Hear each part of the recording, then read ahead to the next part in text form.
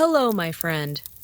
Tonight, we're embarking on a journey, a serene adventure back through time to a realm that is frequently misunderstood, a realm that existed long before TikTok, long before air conditioning, and absolutely before anyone ever spoke the words work-life balance.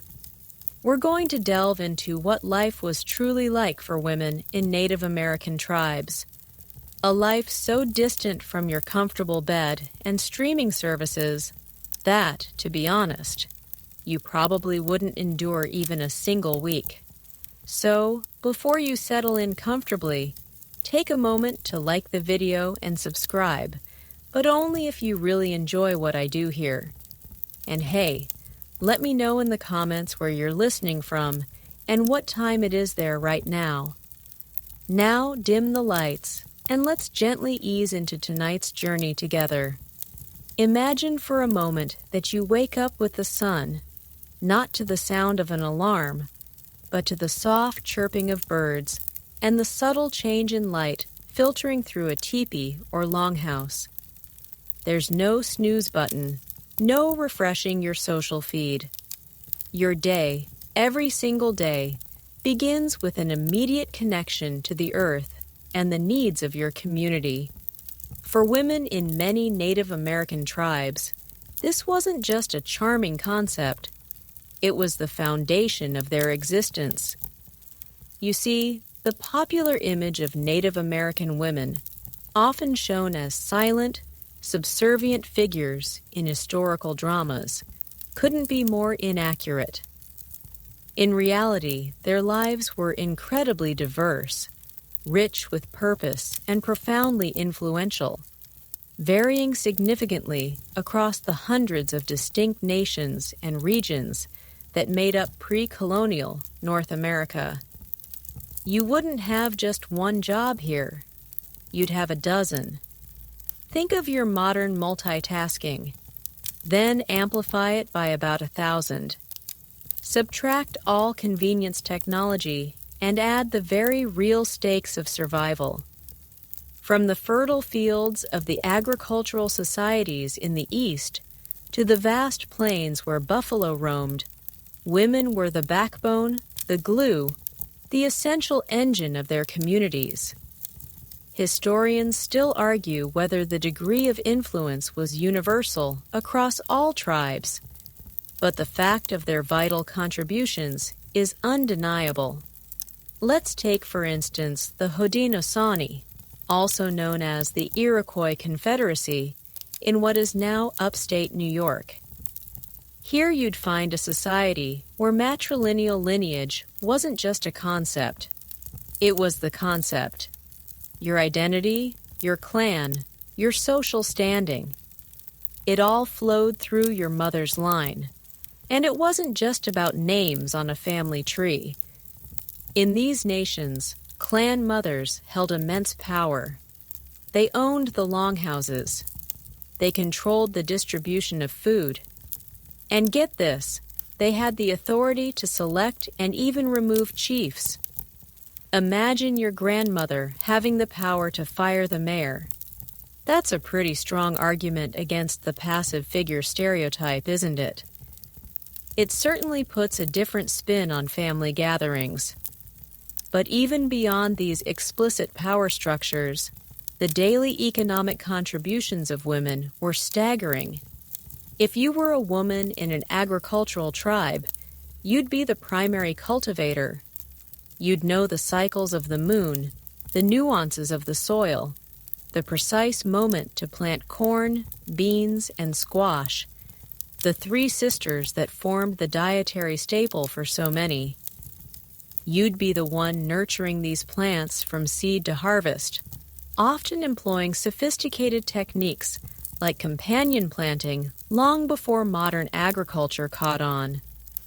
It's a far cry from clicking add to cart for your organic produce. And it wasn't just farming. You'd be an expert forager, knowing every edible root, berry, and herb in your territory. You'd identify medicinal plants with an almost encyclopedic knowledge, remedies passed down through generations.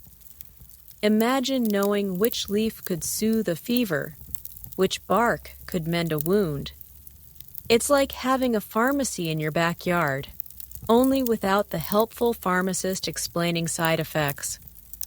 This deep ecological knowledge wasn't just a hobby, it was a matter of life and death for your family and tribe. Even in plains tribes, where the thunder of buffalo herds dominated life, women's roles were equally crucial, just different. While men hunted the massive animals, it was the women who processed every single part of the kill. You'd be responsible for skinning, tanning hides until they were soft as silk, preparing the meat for drying and preservation, and even crafting tools and clothing from bone, sinew, and fur. They say, "Waste not, want not," and in this context, it was an absolute mantra. Every piece had a purpose. You'd be turning a buffalo hide into a tipi cover, a pair of moccasins, or a winter robe. Try doing that with your latest Amazon delivery. So, while your ancestors might have been figuring out how to build a decent outhouse or debating the merits of feudalism, Native American women were designing entire sustainable systems. Their contributions weren't just helpful, they were absolutely essential. They weren't merely wives or mothers. They were farmers, architects, healers, artists, and often political forces in their own right. And that, my friend, is just the beginning of understanding what life was really like. As the sun climbed higher, your day wouldn't slow down. It would simply shift gears. The morning might see you in the fields, your hands deep in the soil, planting or weeding with rhythmic efficiency. But by midday, perhaps you'd be engaged in a completely different set of tasks, all equally critical. Unlike your modern existence, where work often feels separate from life. For these women, every activity was interwoven with the survival and thriving of their community. This wasn't just about personal gain, it was about collective well-being. You were a vital cog in a meticulously balanced ecosystem, both natural and social. Take, for example, the relentless process of food preparation beyond the harvest. You wouldn't just pick berries, you'd dry them for winter. You wouldn't just harvest corn, you'd grind it into meal. A laborious process often involving heavy stone tools. Imagine standing for hours, rhythmically pounding corn, your muscles aching, knowing that every single grain meant sustenance for your family through the harsh winter months. This wasn't a quaint artisanal activity for Instagram. This was pure, unadulterated necessity. And historians still debate whether the sheer caloric output required for these daily tasks truly outweighed the nutritional intake, a testament to the strenuous nature of their lives. Then there's the water. No taps, no purification plants. You'd likely spend a significant part of your day fetching water from a nearby stream or river, carrying heavy vessels back to your dwelling. Depending on the terrain and the season, this could be a considerable trek, often multiple times a day. You might even have to break through ice in winter. It's enough to make you appreciate every single drip from your kitchen faucet, isn't it? Try going a day without running water.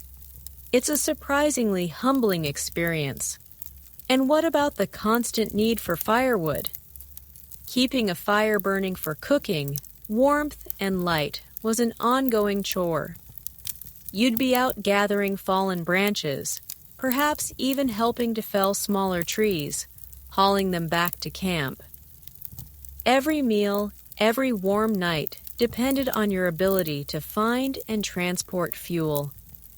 It was a never-ending cycle of gathering, preparing, and sustaining, a direct connection to the raw elements of nature. You truly couldn't order in if you were feeling peckish. Beyond these fundamental survival tasks, women were also the primary craftsmen and producers of goods essential for daily life. Think about every basket, every clay pot, every woven mat. These weren't factory-made. They were handmade, often by you with immense skill and patience.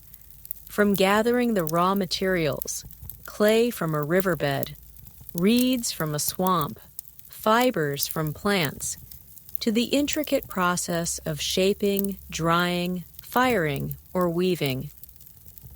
Each item was a testament to your expertise and tireless effort.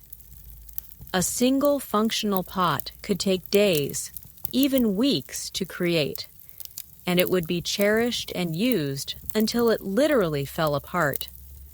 For instance, in many Pueblo communities, pottery was an art form and a practical necessity almost exclusively practiced by women. They'd use techniques passed down for generations, creating vessels that were not only beautiful, but also incredibly durable for cooking and storage. The designs often held deep spiritual meaning, making each piece a narrative in itself. You wouldn't just be making a bowl, you'd be crafting a piece of history and spirituality. And if you belonged to a tribe that relied on animal hides for clothing and shelter, you'd be a master of tanning. This wasn't a quick trip to the leather shop. This involved hours of scraping, soaking, stretching, and often smoking the hides until they were supple and waterproof. It's a messy, physically demanding process that smells well. Let's just say it smells natural. But the result was warm, durable clothing and sturdy coverings for teepees or lodges. Remember that mention of processing buffalo in the Plains tribes? This was a huge part of it. The survival of your family through biting winds and freezing temperatures literally depended on your skill at turning an animal skin into protective gear. It makes buying a winter coat feel remarkably unheroic. Even your leisure time, which was scarce, often involved productive activities. Storytelling might accompany the intricate work of beadwork, quillwork, or weaving, transforming simple materials into objects of beauty and cultural significance. These weren't just decorative. They often encoded tribal histories, spiritual beliefs, and social status. So while you might be relaxing your mind, your hands were still busy contributing to the cultural and material wealth of your community. This constant, varied workload instilled an incredible sense of purpose and resilience. You were not a passive observer of your life. You were an active participant, a creator, a provider.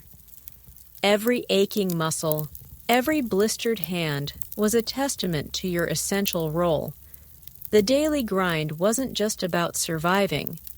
It was about thriving as a collective, building a rich, complex culture through effort, ingenuity, and an unwavering connection to the land and each other.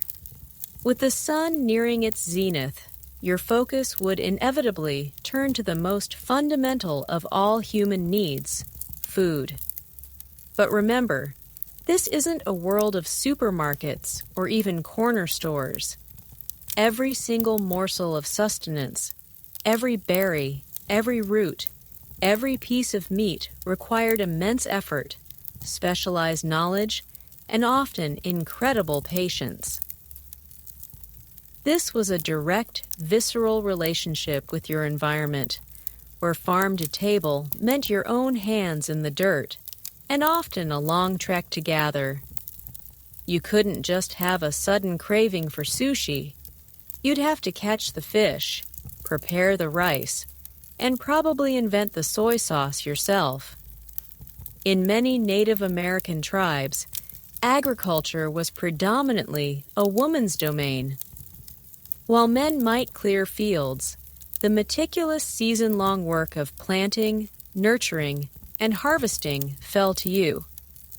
You'd be intimately familiar with the cycles of corn, beans, and squash, knowing precisely when to sow and when to reap.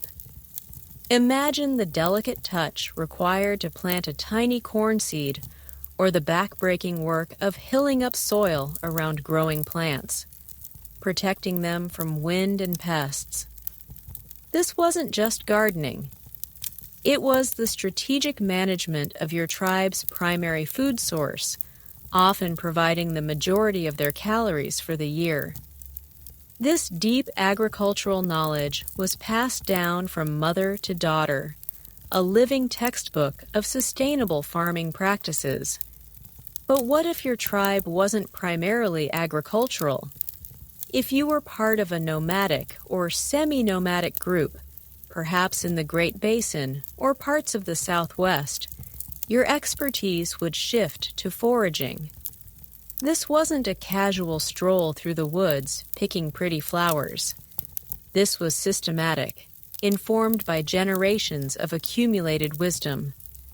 You'd know which plants were edible and when, which were poisonous, and which possessed medicinal properties.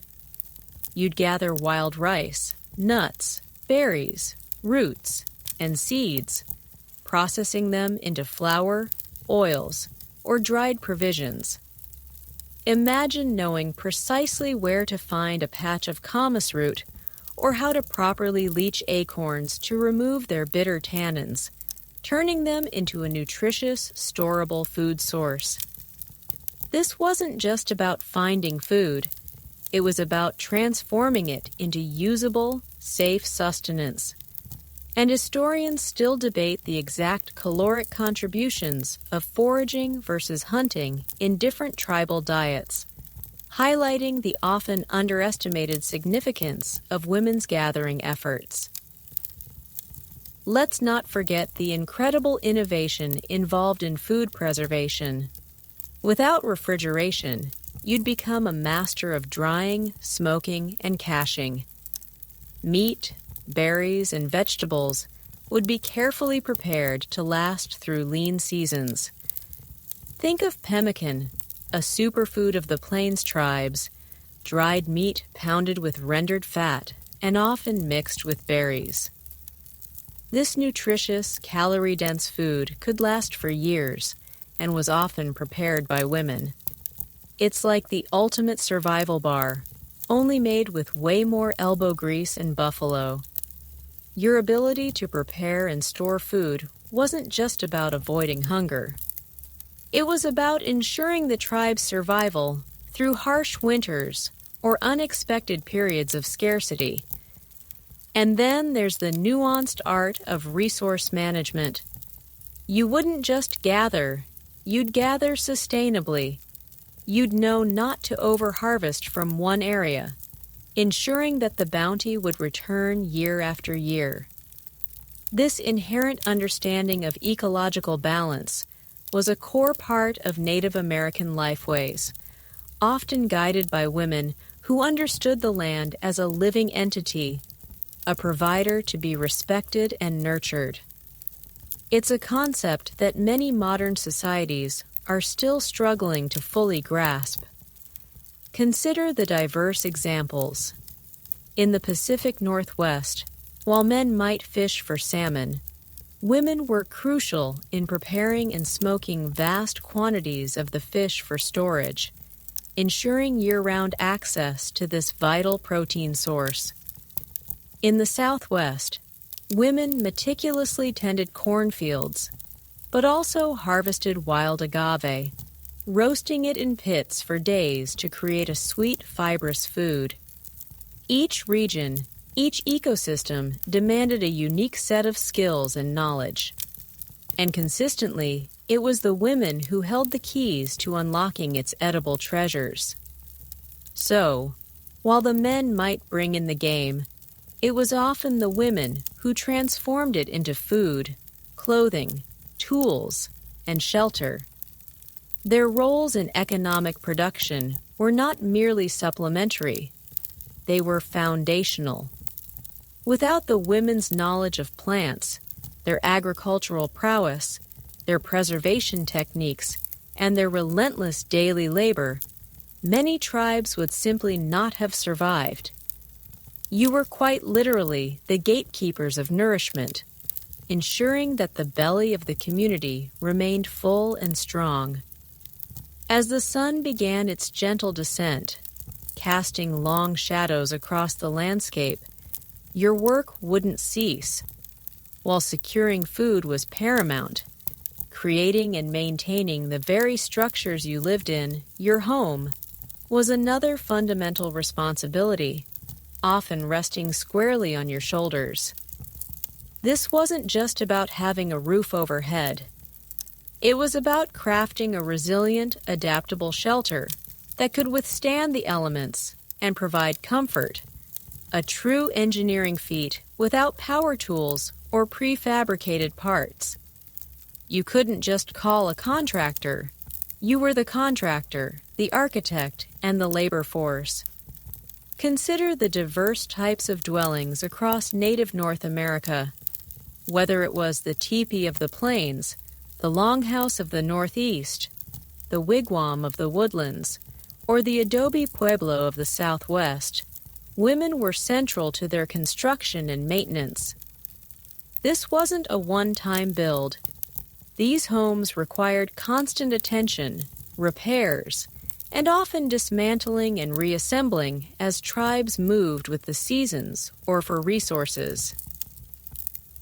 Let's imagine you're with a plains tribe.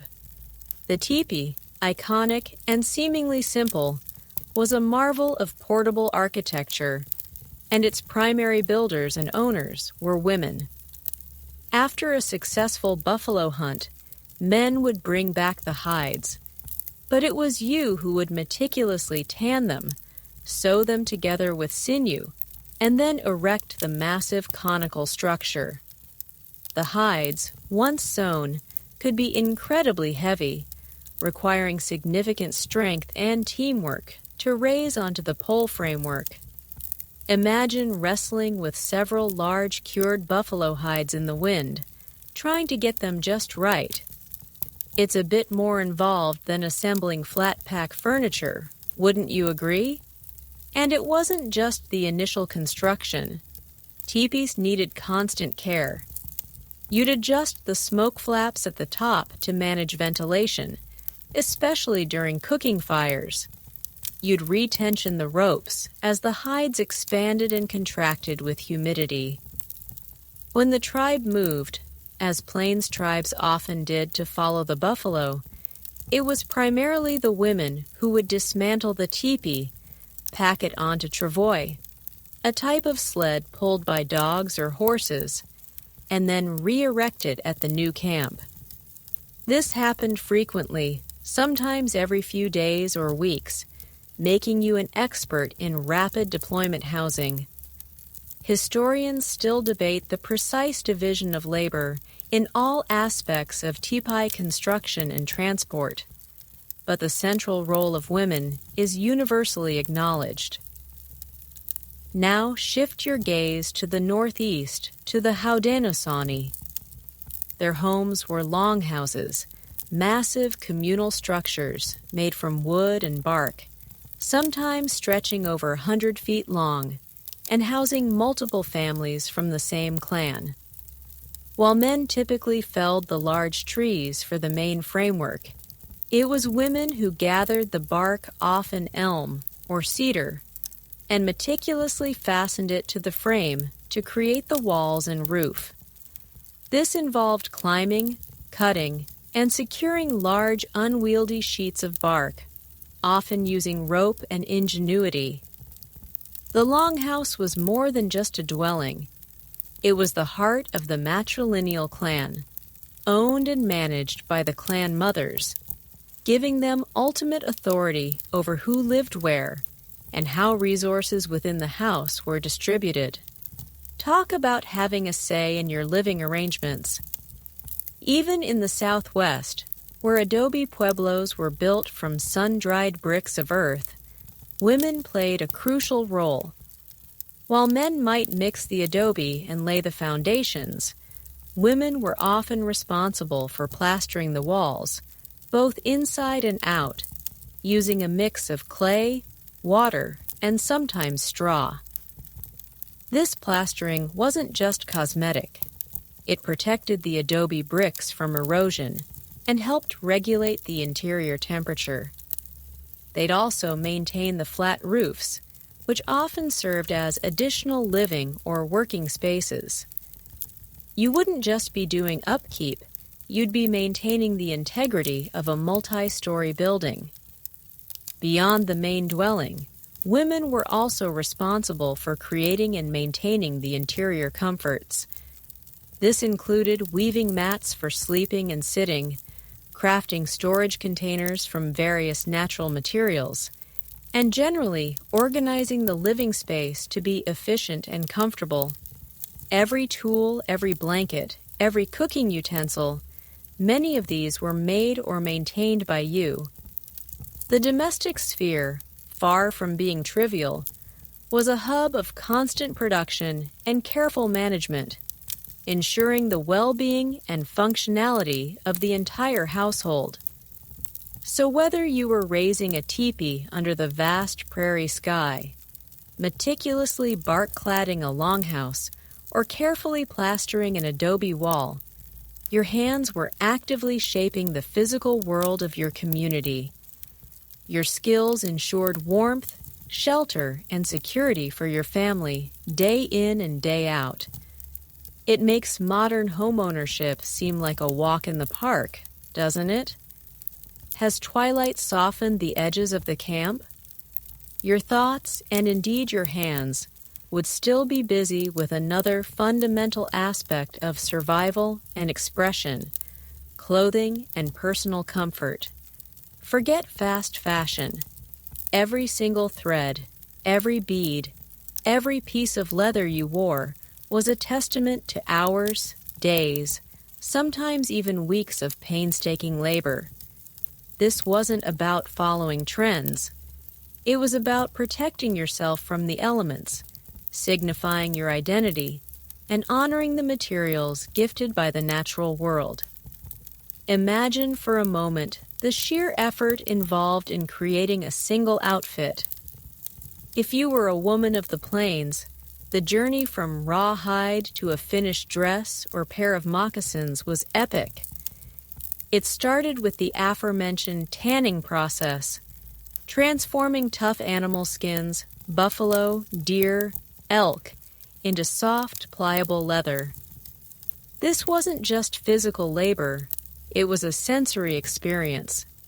The smell of brains or woods used in the curing process, the feel of the hide as it slowly softened under your relentless scraping and stretching. It's a bit more involved than swiping your credit card online, isn't it? Once the hides were perfectly supple, the real artistry began. You would cut and sew them using bone needles and sinew thread, often incorporating intricate patterns that were not just decorative, but also carried deep cultural meaning. A stitch wasn't just a stitch. It was part of a larger story, a family tradition, or a tribal identifier. And then came the embellishment. Beadwork, quillwork, and shell adornments weren't just pretty additions.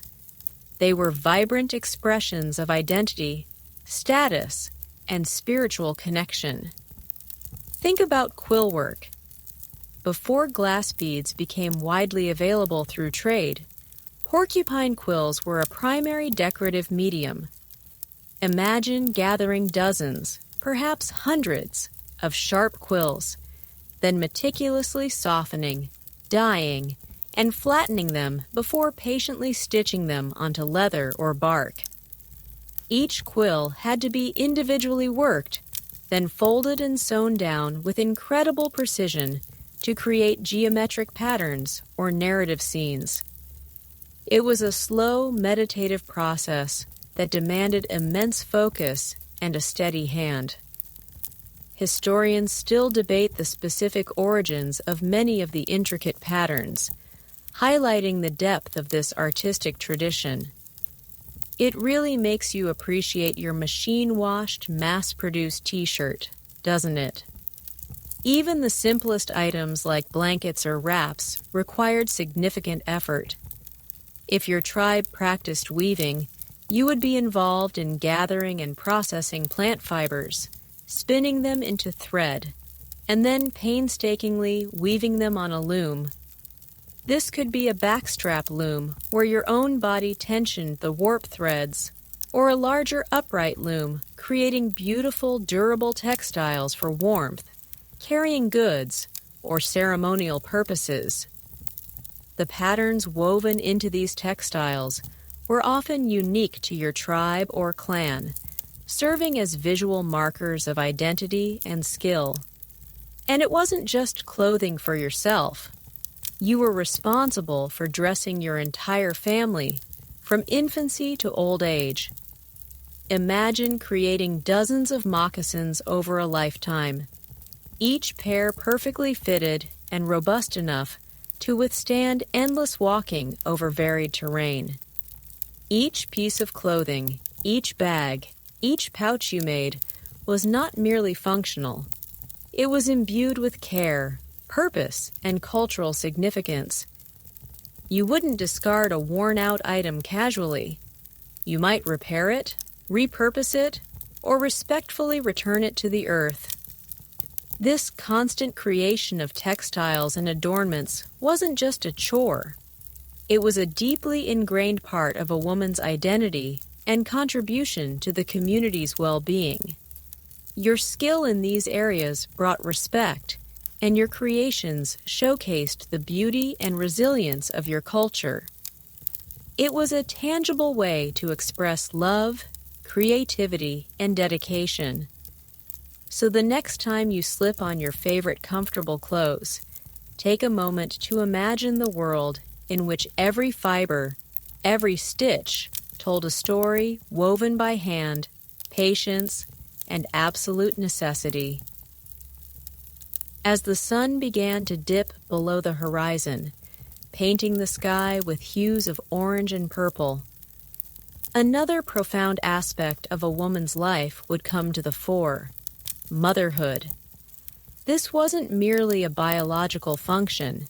It was the sacred duty of raising the next generation, ensuring the continuity, strength, and cultural integrity of the tribe. You were not just a parent. You were a primary educator, a cultural guide, and a protector, shaping the future of your entire community. Imagine the sheer physical demands of childbirth in a world without modern medicine. While tribes often had skilled midwives and extensive knowledge of herbal remedies to assist, the process was inherently risky. Yet, life continued, and the birth of a child was a moment of profound joy and communal significance. From the moment a new life entered the world, you as a mother embarked on a journey of constant vigilance and nurturing. Infancy was a period of intense physical closeness. Many Native American cultures practiced co-sleeping and on-demand feeding, fostering a deep bond between mother and child. Babies were often carried in cradleboards, expertly crafted to be both comfortable for the infant and practical for the mother, allowing you to continue your daily tasks foraging, preparing food, crafting, while keeping your baby secure and close. This wasn't just a convenience. It was a constant, intimate connection, teaching the child from birth about the rhythms and sounds of tribal life. It's a far cry from the separate nurseries and elaborate baby monitors of today, isn't it? As children grew, your role shifted from purely physical care to intensive education. Every activity you engaged in became a teaching moment. While you were gathering berries, you would teach your child which ones were safe to eat and which were poisonous, instilling vital knowledge about the natural world. While tanning a hide, you would demonstrate the precise movements and tools, laying the foundation for practical skills they would need as adults. This wasn't abstract learning from textbooks. It was hands-on, experiential, and directly relevant to survival and cultural continuity. Girls in particular would shadow their mothers and other female relatives, learning everything from agricultural practices and cooking to crafting and healing arts. They learned by observation, participation, and gentle guidance, absorbing centuries of accumulated knowledge. There were no designated classrooms. The entire world was their school, and you were the primary instructor. This constant apprenticeship ensured that vital skills and cultural traditions were passed down seamlessly from one generation to the next. Historians still debate the specific pedagogical approaches used in different tribes, but the effectiveness of this immersive learning is clear. Beyond practical skills, you were also responsible for instilling the tribe's values, ethics, and spiritual beliefs. Through storytelling, song, and daily example, you would teach your children about respect for elders, reverence for nature, the importance of community, and their place within the spiritual universe. These were not just bedtime stories. They were moral compasses, guiding principles for living a good and honorable life. The puberty ceremony for girls, often a significant rite of passage in many tribes, marked her transition into womanhood and readiness for adult responsibilities, including potential motherhood. For example, among the Apache, a girl's puberty ceremony was a profound event symbolizing her acceptance of her role as a woman and invoking blessings of long life and fertility. These ceremonies were often led by elder women, underscoring the intergenerational wisdom and support systems in place. Motherhood, therefore, was a deeply respected and central role within Native American societies. Your ability to nurture, educate, and guide your children directly impacted the future well-being and resilience of the entire tribe. It wasn't just about individual families. It was about the collective survival and flourishing of a people. You were, in essence, an architect of human potential, building the very foundations of your society through the lives you nurtured. It's a responsibility that makes every other task seem almost trivial by comparison. As the evening shadows deepened, perhaps a cool breeze rustled through the leaves outside your dwelling. You might reflect on something profound about your society. The very fabric of its identity often ran through you, the women. This wasn't a patriarchal world where power exclusively flowed through men. In many Native American tribes, matrilineal lines were not just a social structure, but a bedrock of power, heritage, and influence. This meant your mother's lineage, and yours determined your clan, your social standing, and often your political voice. It's a system that truly flipped the script on many historical norms you might be familiar with. Imagine living in a society where descent and inheritance were traced through the female line. This was common among numerous tribes, including the Haudenosaunee Iroquois, the Cherokee, the Creek, the Hopi, and many Pueblo peoples. In these societies, property, homes, and even certain ceremonial items were often owned by women or by the female lineage. When a man married, he might move into his wife's family longhouse or dwelling His children would belong to her clan, not his. This wasn't just a quirky custom. It had profound implications for a woman's status and autonomy. You weren't merely marrying into a family. You were remaining firmly rooted in your own, with your female relatives as your anchor. Take the Haudenosaunee Confederacy again, a remarkable example of a highly organized and powerful matrilineal society. Here the clan mothers, elder women revered for their wisdom and experience, held immense political authority. They were responsible for selecting the male chief sachems who would represent the clan on the Grand Council.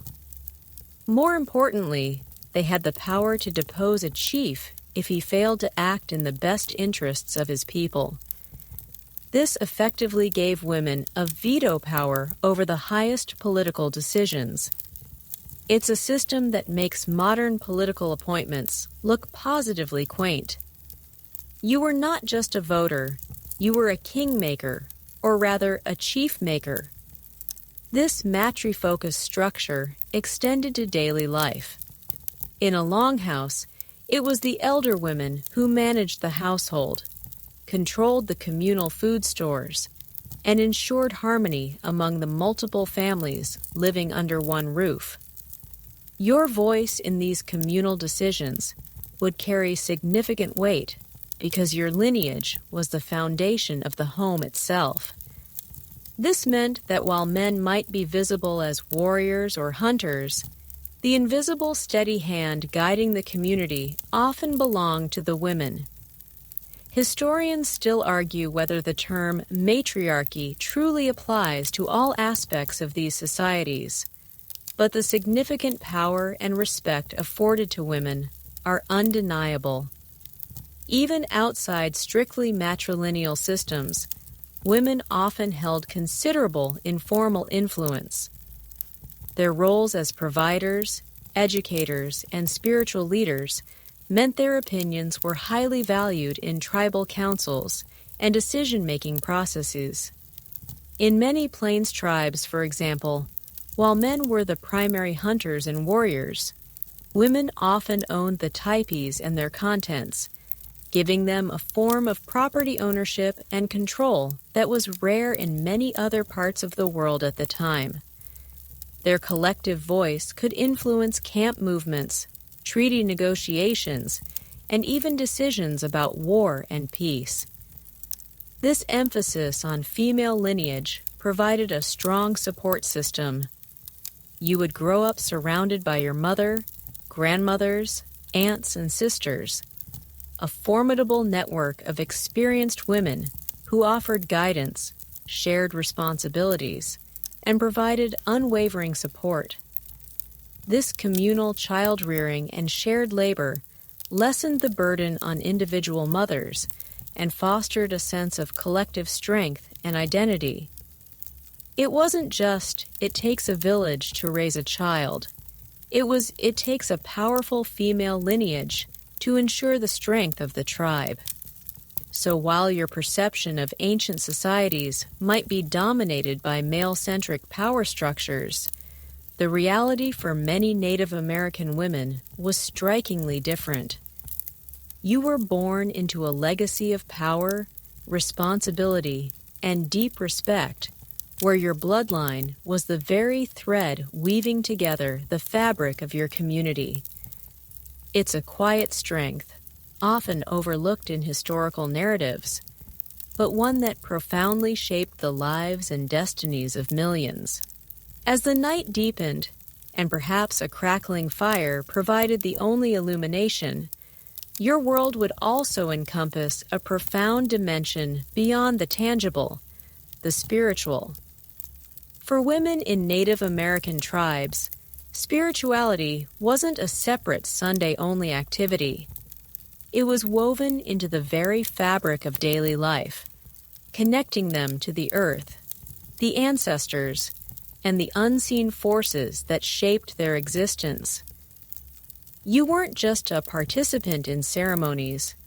You were often a sacred keeper, a conduit, and a vital figure in maintaining cosmic balance. In many, though not all, Native American cultures, women held significant spiritual roles, often serving as healers, ceremonial leaders, visionaries, and storytellers. Their unique connection to the cycles of life, birth, and creation often position them as powerful figures in the spiritual landscape. This wasn't about dogma.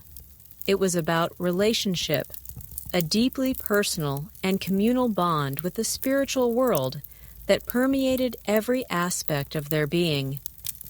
Consider the role of women as keepers of sacred knowledge and ceremonies.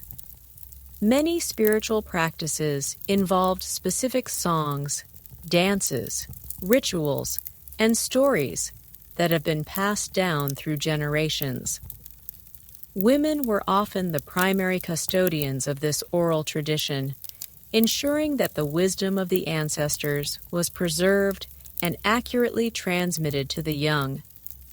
Imagine memorizing vast narratives, complex songs, and intricate ceremonial procedures, knowing that the spiritual well-being of your entire community depended on your memory and devotion. It's a bit more pressure than remembering your Netflix password, isn't it?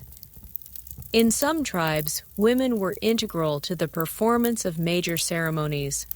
For example, among the Hopi, women played crucial roles in agricultural rituals, particularly those focused on corn, which was seen as a sacred mother.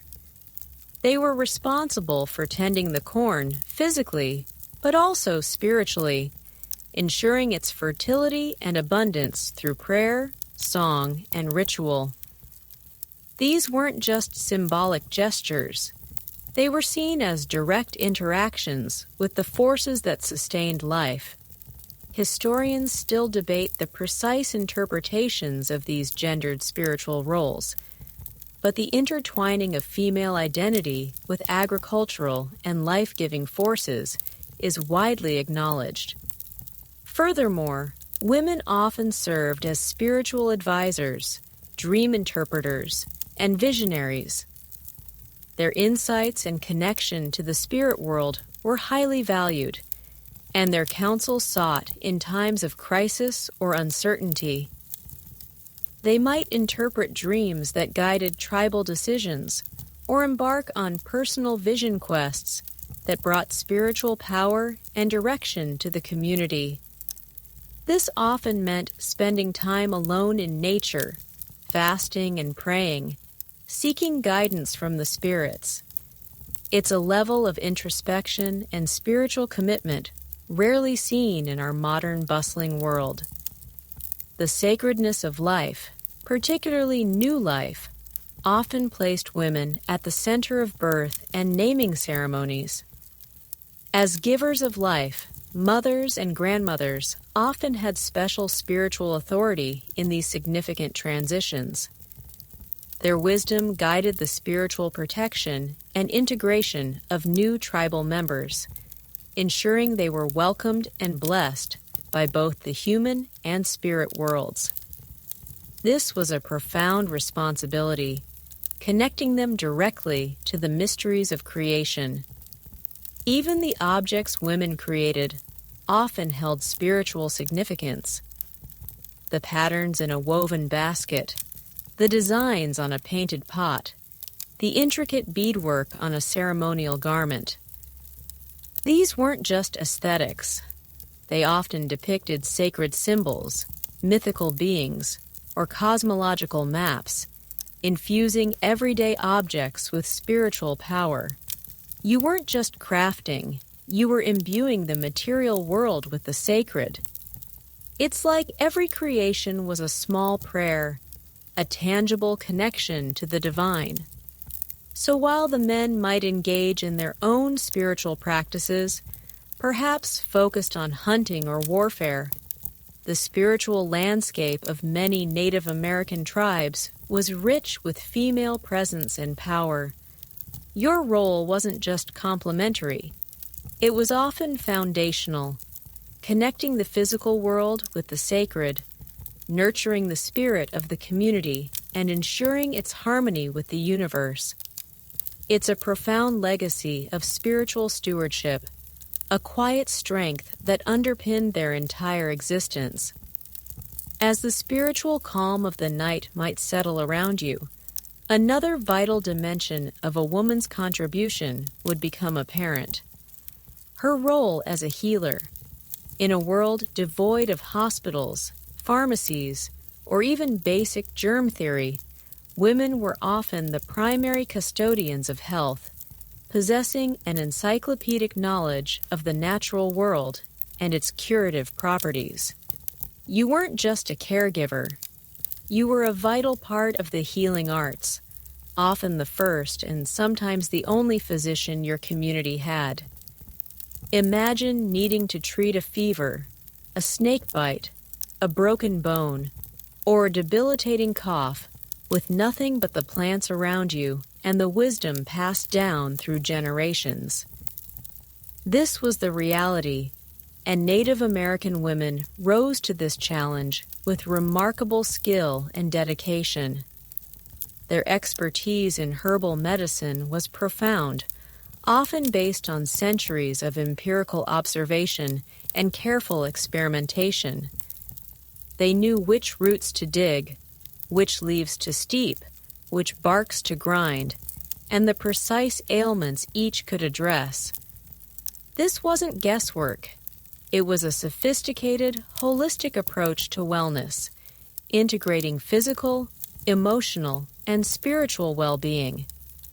Your knowledge as a healer would begin early, often by shadowing elder women, grandmothers, and aunts. You would learn to identify hundreds of plants, their seasons, their habitats, and their specific uses. You'd understand how to prepare them, whether to make a poultice for a wound, a tea for digestion, or a smoke for respiratory issues. This required not only sharp observation, but also a prodigious memory and a deep respect for the subtle power of nature. It's like being a botanist, a chemist, and a pharmacist all rolled into one, but without a single lab coat. For instance, the use of willow bark for pain relief was common among many tribes long before Western medicine isolated its active compound, salicylic acid, the precursor to aspirin. Or consider the application of various plant materials to stop bleeding or disinfect wounds. These weren't random discoveries. They were the result of meticulous generations-long research and development. Historians still debate the specific efficacy of certain traditional remedies compared to modern pharmaceuticals. But the profound impact of these healing practices on community health is undisputed. Beyond herbal remedies, women often employed other healing modalities. They might use massage, cupping, or even primitive forms of surgery for certain conditions. They understood the importance of hygiene, using natural cleansers and practices to prevent infection. And critically, they recognized the link between physical health and emotional or spiritual well-being. A healing ceremony might involve not just a plant medicine, but also prayer, song, and storytelling to address the spiritual roots of an illness. You weren't just treating symptoms, you were treating the whole person. The role of a midwife was also almost exclusively held by women, a position of immense trust and importance. They guided pregnant women through childbirth, offering comfort, support, and practical assistance. They knew which herbs could aid labor, how to manage complications, and how to care for both mother and newborn in the crucial postpartum period. This intimate knowledge of female physiology and the miracle of birth made them indispensable figures in every community. Their calm presence and ancient wisdom brought solace and safety to one of life's most vulnerable moments. So whether you were tending to a child's fever, setting a broken bone, or assisting in a difficult birth, your hands and your knowledge were the front line of health care. Your dedication to healing was a profound act of service, rooted in a deep understanding of the natural world and an unwavering commitment to the well-being of your people. It's a legacy of care and wisdom that continues to resonate today. As the whispers of the night deepened, and perhaps the scent of wood smoke still lingered in the air, your hands, tired from the day's practical labors, would often turn to another essential realm, art and craft. This wasn't just a leisure activity. It was a profound expression of culture, identity, and spirit, transforming raw materials into objects of beauty, utility, and deep meaning. You weren't merely a craftswoman. You were an artist, a storyteller, and a keeper of visual heritage. Imagine for a moment the vast array of materials you'd work with. Clay from the riverbanks, plant fibers from the marshes, animal hides from the hunt, quills from the porcupine, even tiny shells or fragments of stone. Each material demanded a unique skill set and a respectful understanding of its properties. There was no mass production line. Every single piece was handcrafted, imbued with patience, skill, and often spiritual intention. Take pottery, for instance. In many tribes, particularly in the Southwest among the Pueblo peoples, pottery was almost exclusively the domain of women. You would learn how to select and process the right kind of clay, how to coil it meticulously into various shapes, from large storage jars to cooking pots and ceremonial vessels, and how to smooth and polish the surfaces. Then would come the firing, often in outdoor pits, a delicate process requiring precise control over temperature. And finally, the painting using natural pigments derived from minerals and plants to create intricate geometric patterns, animal motifs, or sacred symbols. Each pot wasn't just a container. It was a canvas telling stories, depicting cosmology, or simply celebrating the beauty of the world. It's a creative process that puts your ceramic coffee mug to shame, isn't it? Or consider basket weaving, a craft practiced by women across nearly all Native American cultures, albeit with vastly different styles and materials. From the tightly coiled baskets of California tribes, so waterproof they could hold water, to the practical burden baskets of the plateau peoples, each basket was a masterpiece of engineering and artistry. You would spend countless hours gathering and preparing the materials. Willow, cedar, spruce root, bear grass, then painstakingly weaving them into complex patterns. These patterns were often unique to your tribe or even your family, serving as visual signatures. Historians still debate the specific symbolic meanings of certain patterns across different weaving traditions, highlighting their rich cultural depth. And we can't forget quillwork and beadwork, stunning forms of adornment that transformed utilitarian items into works of art. As mentioned before, porcupine quills were softened, dyed with natural plant dyes, and then flattened and stitched onto hides or birch bark, creating dazzling, colorful designs. Later, with the arrival of European trade, glass beads became a new, vibrant medium. You would spend endless hours meticulously stitching tiny beads onto clothing, bags, and ceremonial objects, creating incredibly intricate patterns that could convey status, clan affiliation, or spiritual messages. This wasn't just decorative. It was a form of visual language, a way to communicate and celebrate identity. It's like wearing your autobiography, but far more beautiful. Even everyday tools and implements made by women for household use often possessed an aesthetic quality beyond their mere function. A well-carved wooden spoon, a beautifully adorned cradle board, a meticulously crafted doll for a child.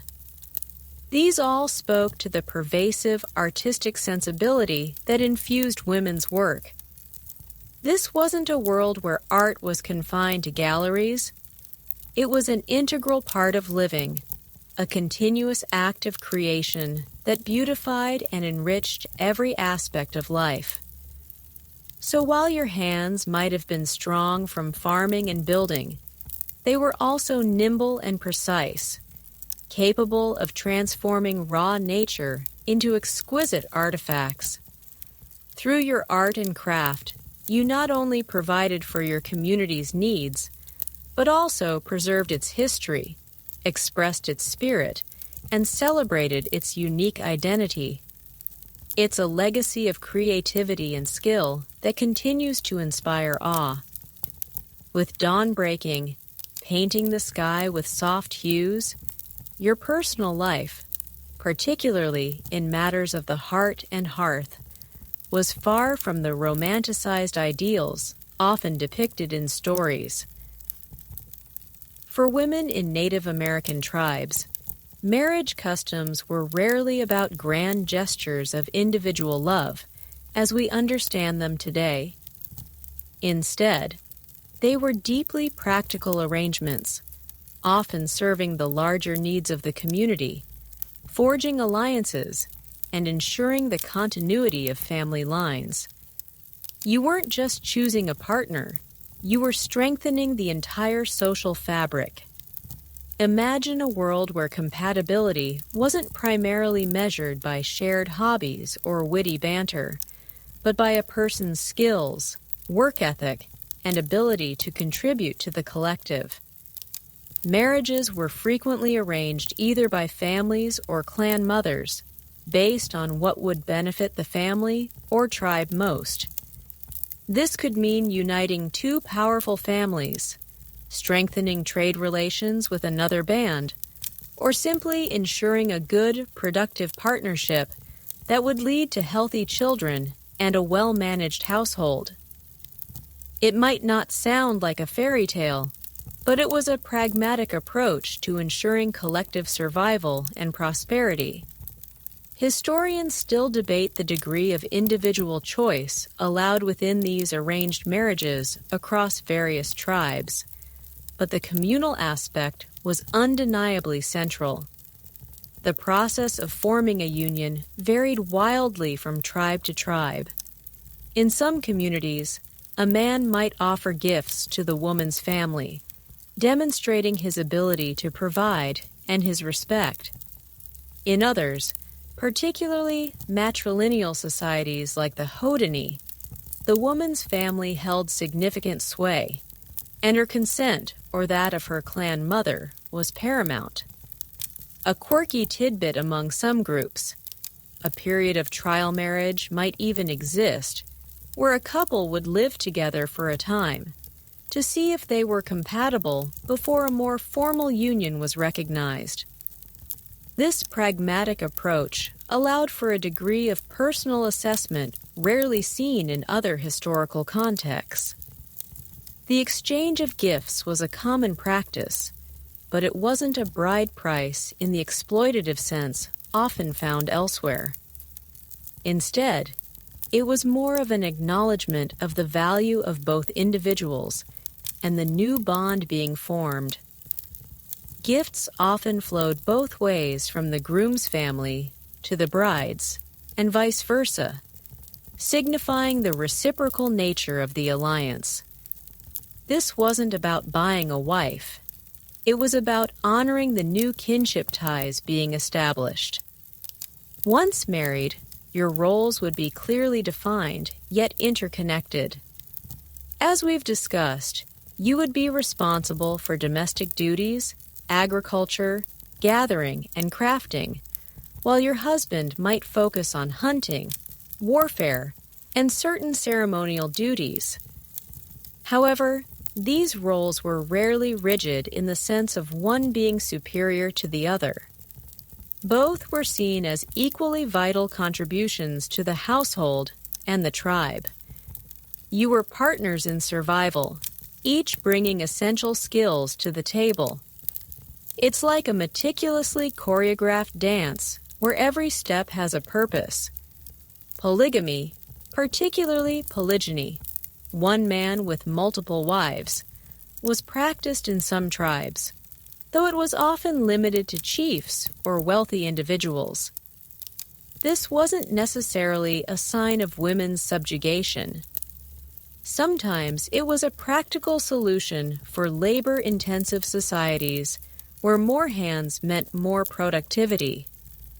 Often in such cases, the wives might be sisters, a practice known as sororal polygyny, which was believed to foster harmony and cooperation within the household. Imagine sharing your kitchen with your sister. Times 2 or 3, it could either be wonderfully cooperative or a recipe for domestic chaos, depending on the personalities involved. Overall, marriage was a cornerstone of tribal society, a means of perpetuating family lines, building social networks, and ensuring the stability and strength of the community. Your role within this structure was profoundly important, not just as a wife or mother, but as a crucial link in the chain of kinship and a contributor to the collective prosperity.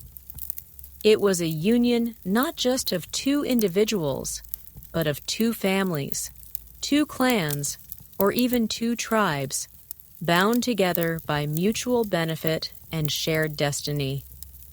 As the early morning light filtered through the dwelling, casting patterns on the floor, you might consider another fascinating aspect of Native American marital life that often surprises modern observers: the relative ease and acceptance of divorce and autonomy. Unlike many contemporary societies, where marriage was an unbreakable, often oppressive bond, women in numerous Native American tribes possessed a surprising degree of agency when it came to ending a union. You weren't trapped. You often had the power to walk away. Imagine a world where leaving a marriage wasn't a social scandal or a legal battle, but a recognized, sometimes even common part of life. While marriage was important for community stability, the well-being and harmony of the individuals within it were also highly valued. If a union proved incompatible, unproductive, or simply unhappy, separation was often straightforward and accepted. This stands in stark contrast to European societies of the same period, where divorce was often impossible, especially for women, or required complex legal and religious intervention. In many tribes, particularly matrilineal ones like the Haudenosaunee, the ease of divorce was particularly pronounced for women. Since the home belonged to the woman and her clan, a man who displeased his wife might simply find his belongings placed outside the longhouse door. It was a clear, unspoken signal. You're out. No lengthy arguments, no court dates, just a silent, definitive eviction notice. It's an efficient, if somewhat abrupt, method of marital dissolution. Wouldn't you agree? Reasons for divorce could vary. Incompatibility, neglect, laziness, or even simply a desire for a different partner. The primary concern was often whether the couple was effectively contributing to the community and maintaining harmony within the household. If not, separation was seen as a pragmatic solution rather than a moral failing. Children typically remained with the mother and her clan, reinforcing the strength of the matrilineal line and ensuring their continued care within the established support system. This minimized the disruption to the children's lives and provided a stable environment. A quirky tidbit. Among some tribes, even temporary separations were common, where a spouse might spend time apart from the household to reflect or allow tensions to cool. This fluidity highlights a more adaptable approach to relationships than rigid, lifelong contracts.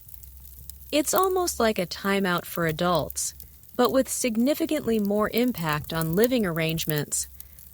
While men also had the ability to initiate divorce, it was often easier for women, especially in those societies where property and lineage flowed through them. This granted women a degree of autonomy and control over their lives that was truly remarkable for the era. It meant you weren't compelled to stay in an abusive or unfulfilling relationship. You had the power to seek a better situation for yourself and your children. Historians still debate the specific social pressures that might have influenced these decisions, but the framework for female agency was clearly present.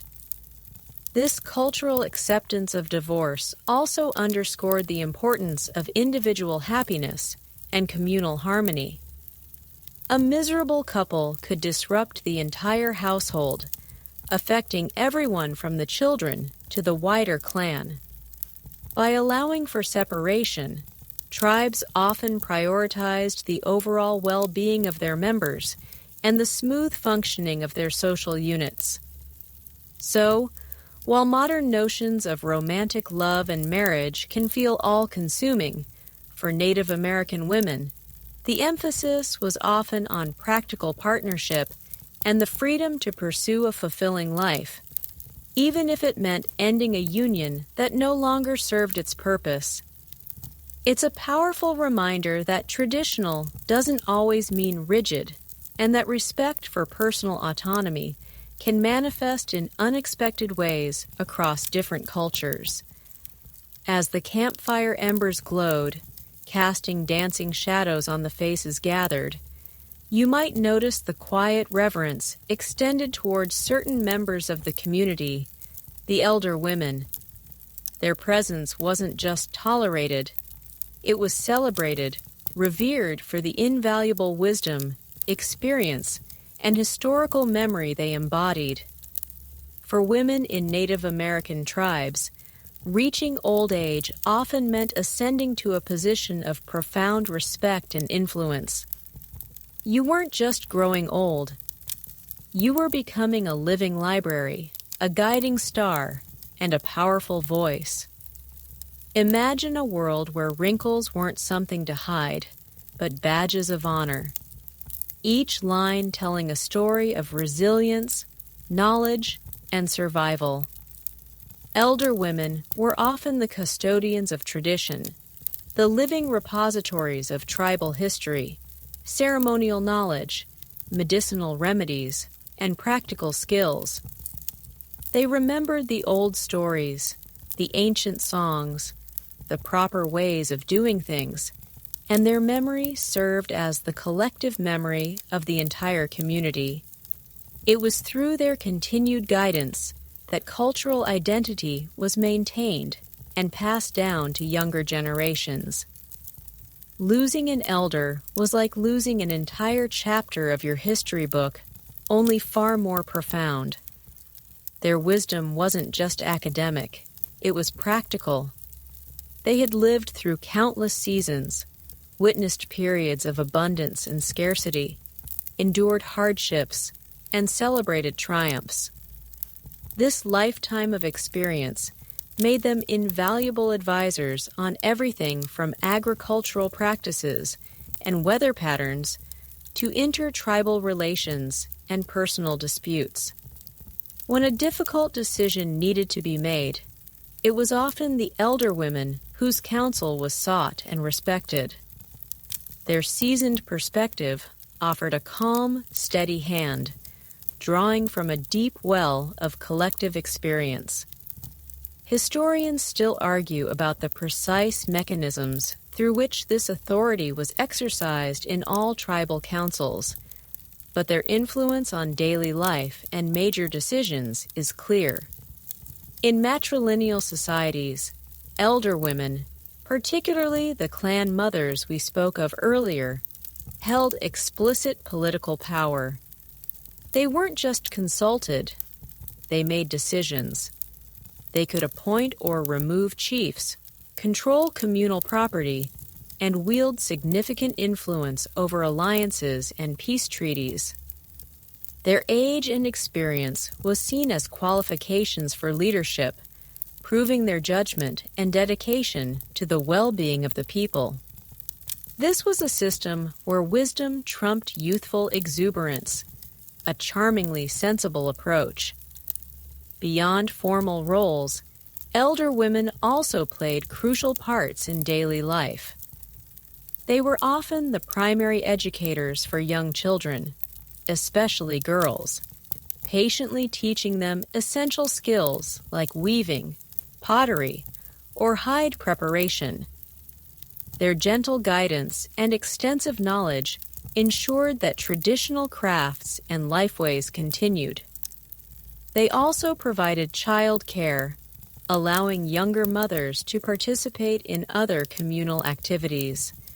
It's like having an always-on, highly experienced, and deeply loving support system for child rearing.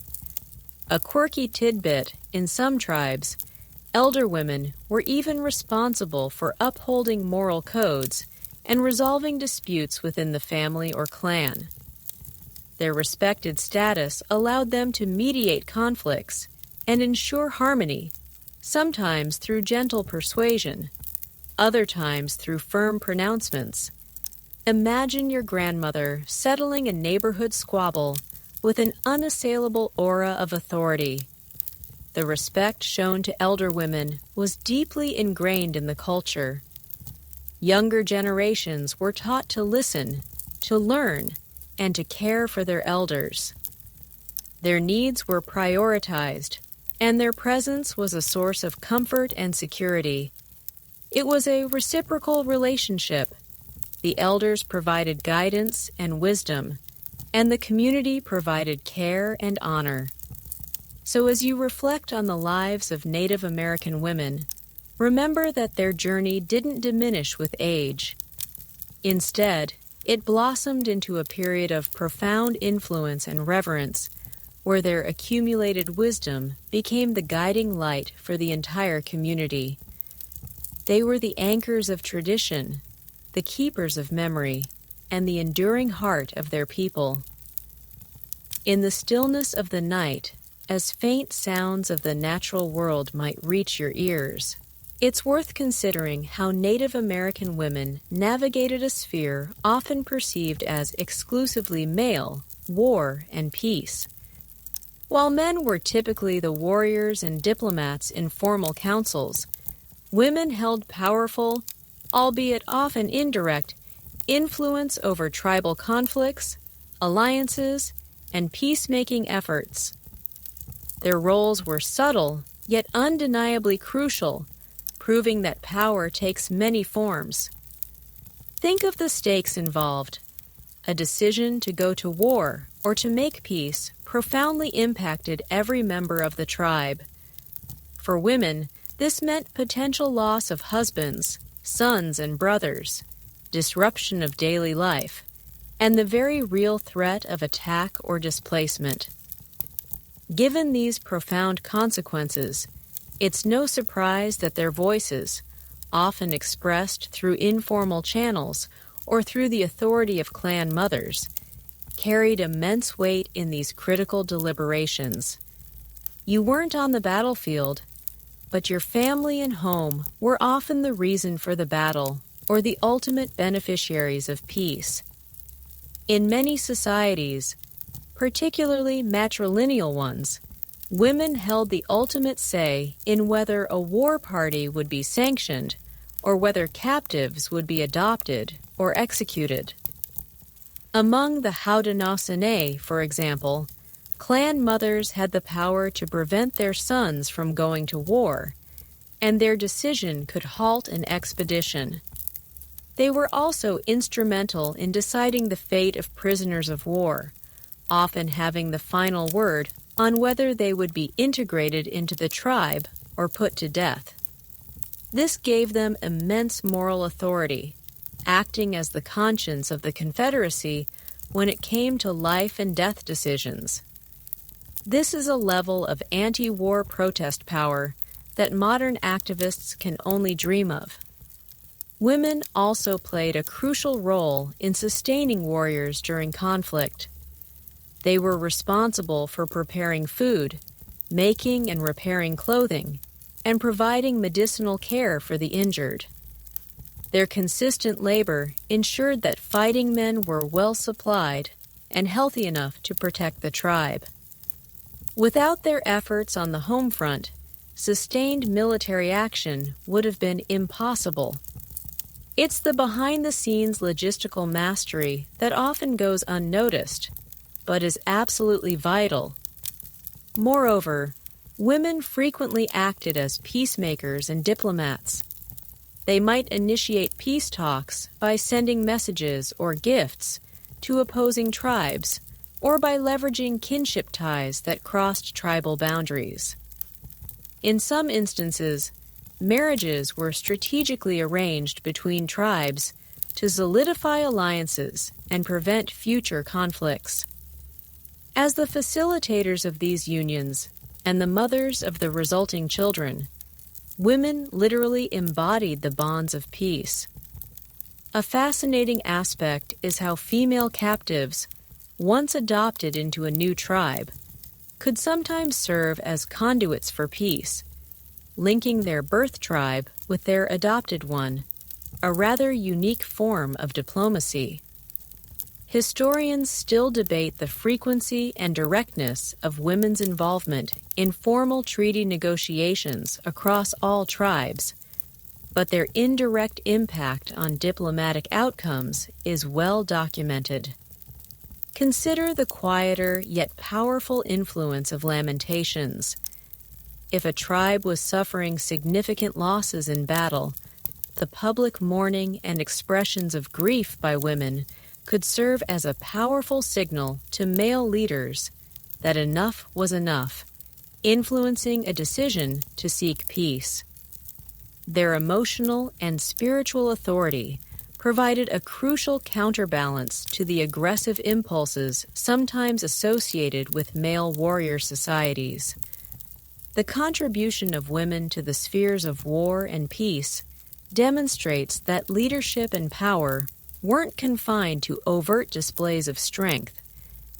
Instead, it encompassed a nuanced understanding of social dynamics, a deep commitment to the well-being of the community, and the moral courage to guide decisions that shaped the very survival of their people.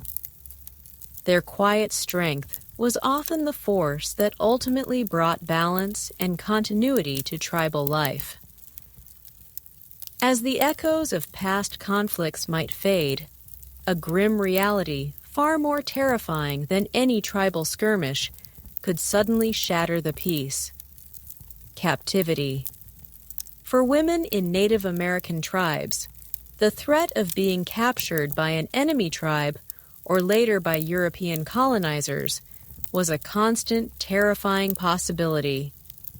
Yet, in the face of such an unthinkable ordeal, their resilience and capacity for adaptation often shone through in astonishing ways. You weren't just a victim, you were a survivor, often forced to forge a new life in unimaginable circumstances. Imagine the sudden chaos of a raid: screams, fire, the terror of being torn from your family, your home, everything familiar. The initial experience of capture was brutal, involving forced marches, exposure, and profound psychological trauma. But what happened next varied greatly depending on the capturing tribe and their customs. Unlike European practices of enslavement, which often aimed for permanent chattel slavery and dehumanization, many Native American tribes practiced a form of captive integration or adoption. This isn't to say it was easy or humane. It was still a traumatic displacement, but it offered a pathway to a new, albeit challenging life. In many instances, captives, particularly women and children, were adopted into the families of the capturing tribe, often to replace members lost to warfare or disease. This was driven by a practical need to replenish populations, but also by cultural beliefs that saw the adoption of new members as a way to strengthen the lineage. You might be given a new name, learn a new language, and gradually be expected to assimilate into your new community. This process was often arduous, requiring immense emotional fortitude to grieve your past life while learning to navigate a completely alien social and cultural landscape. Historians still debate the true motivations behind widespread adoption practices across various tribes, but their long-term impact on tribal demographics is clear. A quirky tidbit: sometimes these adopted captives, especially women, could eventually attain positions of respect and influence within their new tribe, particularly if they married into prominent families or proved to be exceptionally skilled. There are documented cases of adopted women rising to become respected clan mothers, healers, or even influential advisors. This demonstrates an incredible capacity for cultural integration and personal resilience, allowing individuals to rebuild their lives and contribute to a new community despite their traumatic origins. It's like being forced to move to a new country overnight, then somehow becoming a respected community leader. However, the experience of captivity was not always benign. Some captives faced harsh treatment, forced labor, or exploitation, especially if they were not formally adopted or if they resisted assimilation. And with the arrival of Europeans, the nature of captivity fundamentally shifted. European and later American forces often took Native women captive for different purposes, as forced laborers, sexual slaves, or as bargaining chips in conflicts. This form of captivity was generally far more brutal and offered little to no hope of integration or eventual freedom, leading to immense suffering and loss of life. The narratives of women surviving captivity, whether by intertribal adoption or enduring the horrors of European enslavement, are powerful testaments to human endurance. They speak to an unyielding will to live, to adapt, and to find agency even in the most dehumanizing circumstances. Their stories, often untold or minimized in mainstream history, highlight not just profound suffering, but also remarkable strength and an unwavering spirit in the face of unimaginable adversity. The world, as you knew it, began to crack and splinter, not from an internal tribal conflict, nor from a seasonal famine, but from an entirely alien force arriving on your shores. The impact of colonization, the arrival of Europeans, was not a gradual shift.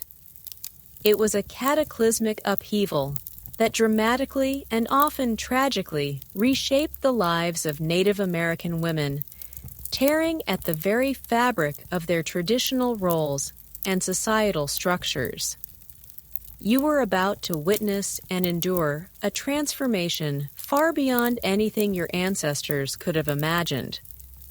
Imagine your sophisticated, interconnected world where women held vital roles in agriculture, decision-making, and spiritual life.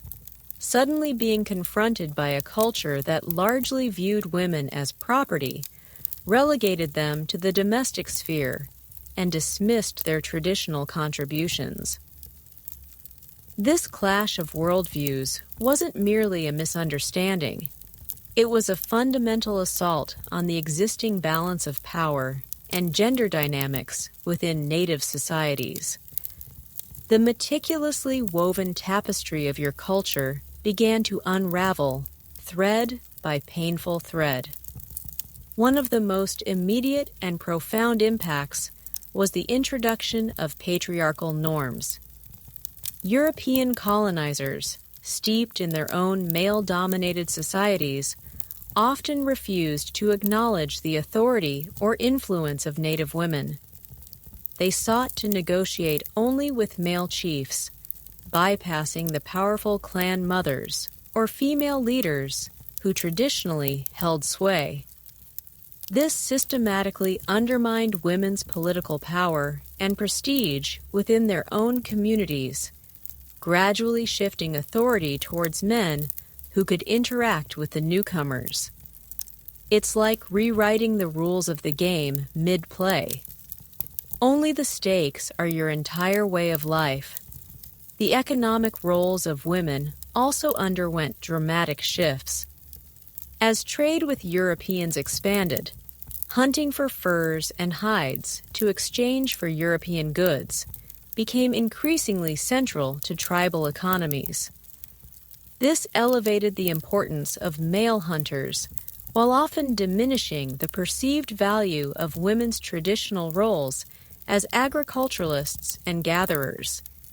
Suddenly, your vital work feeding the community seemed less valuable in the eyes of the traders than a beaver pelt. This wasn't because your work was less valuable, but because the newcomer's economic system privileged different forms of labor. Historians still debate the extent to which Native men themselves adopted these new hierarchies, but the pressure from European interactions was immense. Furthermore, the introduction of new technologies and goods, while seemingly beneficial, also altered women's traditional crafts. Metal pots replaced pottery. Woven cloth supplanted laborious hide preparation, and manufactured tools diminished the need for traditional crafting skills. While some tasks became easier, it also meant a loss of traditional knowledge and the cultural significance embedded in handmade items. It's a bit like getting a robot vacuum cleaner, but then realizing you've forgotten how to hold a broom and part of your identity went with it. The very concept of land ownership was alien to many Native peoples who viewed land as a communal resource. Europeans, with their emphasis on private property, began to enclose and claim ancestral lands, disrupting traditional hunting grounds, agricultural fields, and foraging areas that women had meticulously managed for generations. This forced displacement and loss of access to vital resources directly impacted women's ability to provide for their families and maintain their traditional roles. Even the spiritual landscape was assaulted. Christian missionaries actively sought to convert Native peoples, often demonizing traditional spiritual practices and undermining the roles of female spiritual leaders and healers. The spiritual authority of women, so central to many indigenous belief systems, was directly challenged and sometimes violently suppressed. So, as European ships multiplied on the horizon and settlements grew, the lives of Native American women, once rich with purpose and influence, became increasingly vulnerable. They faced not just physical threats, but a systematic dismantling of their social, economic, and spiritual foundations. This marked the beginning of a long and arduous struggle for survival, both physical and cultural. Following the initial shock of contact, an invisible, insidious enemy began to sweep through Native American communities. An enemy far more devastating than any European army. Disease. For women already grappling with the unraveling of their traditional roles, these imported illnesses brought unparalleled devastation, decimating families and entire tribes, and irrevocably altering the fabric of daily life.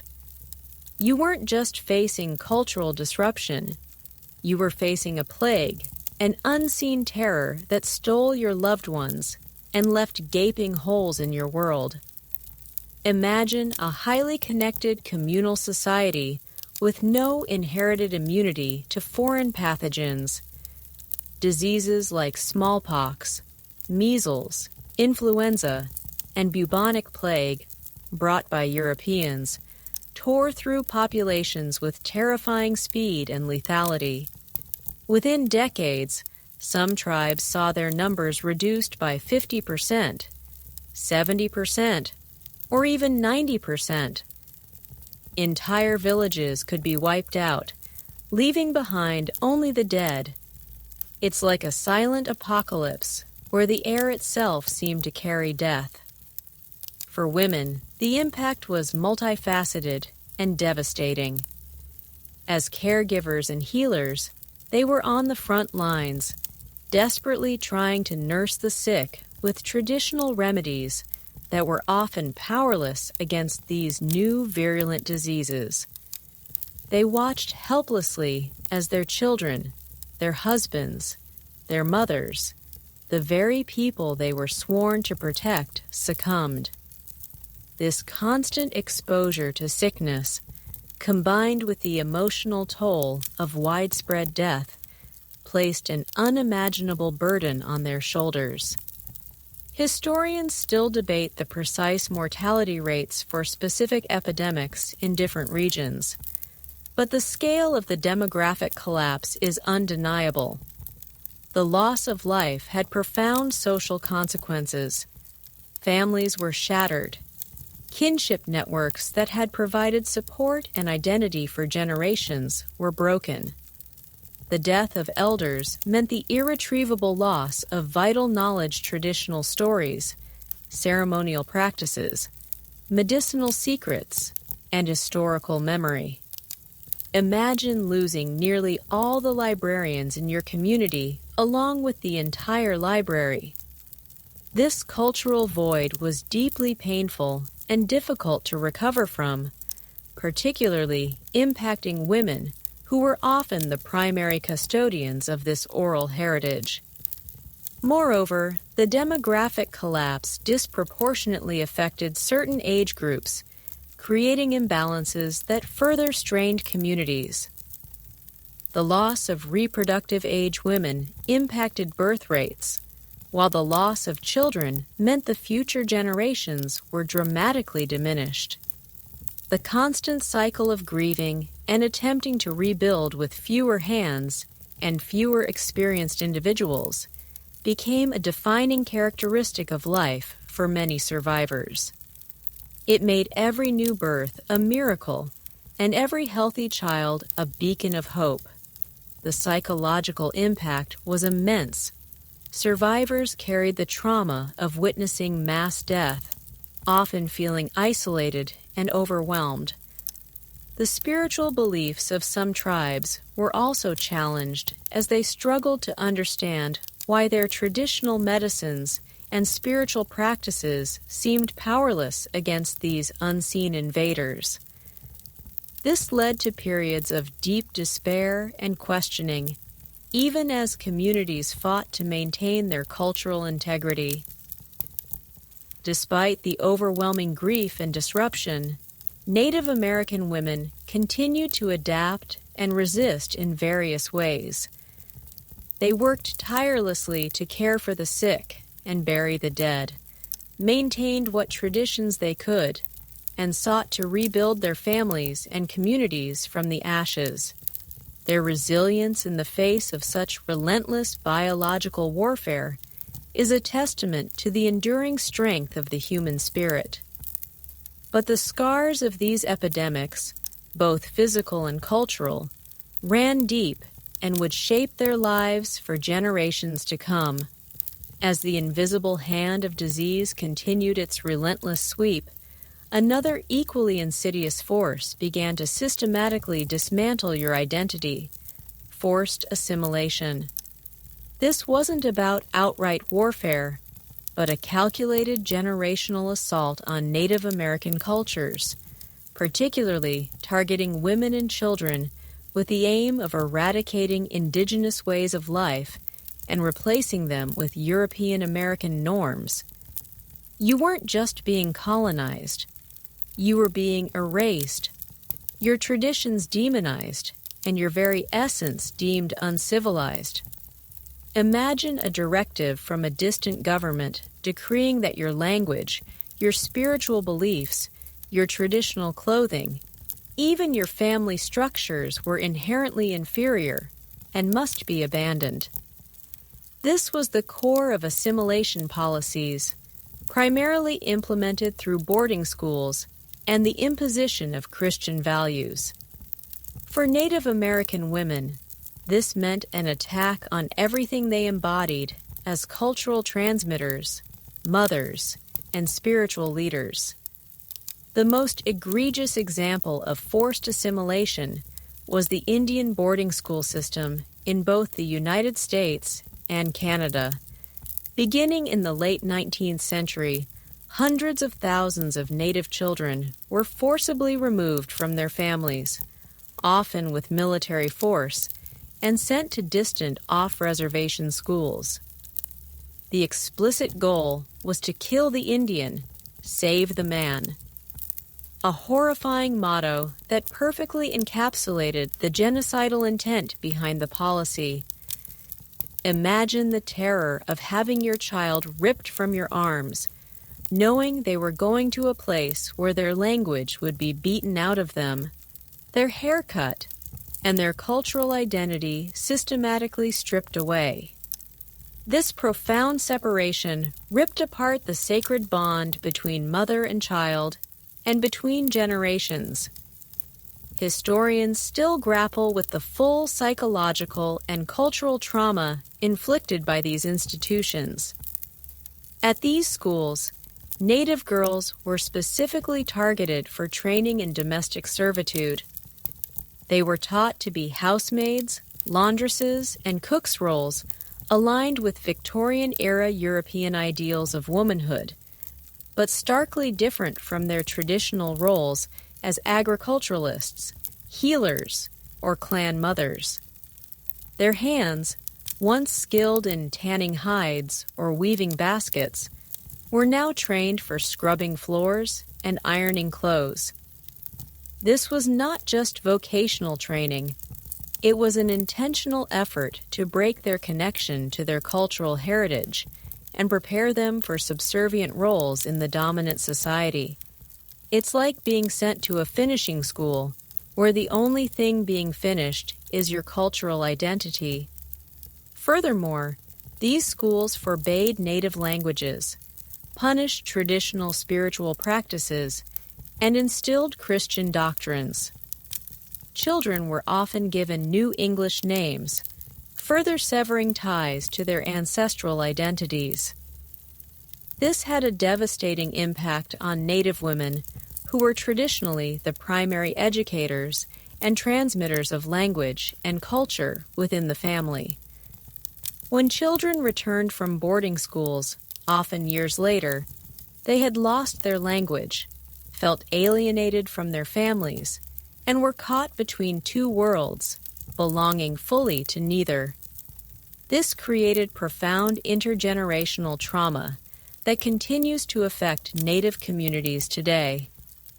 The forced imposition of Euro-American gender roles also undermined the influence of women in their communities. As men were increasingly pressured to adopt farming or wage labor and deal with external authorities, women's traditional economic contributions were devalued. Policies like the Dawes Act, which broke up communal tribal lands into individual allotments, often allocated land titles to male heads of households, further eroding women's traditional land tenure and economic power.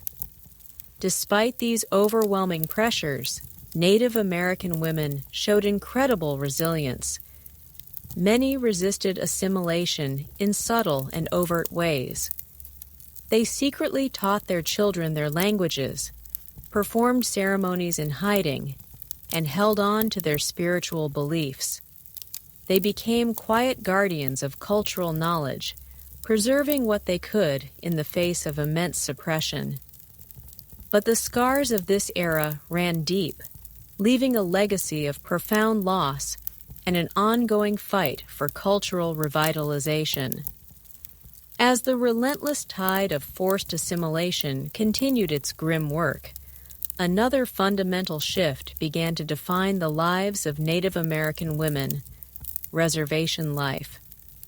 This was not merely a change of address. It was a profound, often brutal confinement that severed their ties to ancestral lands, disrupted traditional economies, and imposed a new oppressive reality on every aspect of their existence. You weren't just living in a new place. You were living under siege, a prisoner in your own homeland. Imagine being restricted to a small, often arid or undesirable parcel of land, far removed from your traditional hunting grounds, fertile agricultural lands, or sacred sites. This was the reality of reservations established by treaties, often broken, or simply by unilateral government decree. For women, this meant an immediate and devastating blow to their ability to provide for their families. Their deep ecological knowledge, honed over millennia, knowing where to forage for specific plants, how to manage wild resources, where to find water, suddenly became largely irrelevant within the confines of a limited, often depleted reservation. It's like being a master chef, suddenly confined to a tiny kitchen with only 3 ingredients and a dull knife.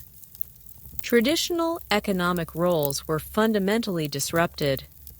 Where women had been primary agriculturalists, gatherers, or processors of game, the reservation system often forced them into dependency on government rations, which were frequently inadequate and unreliable.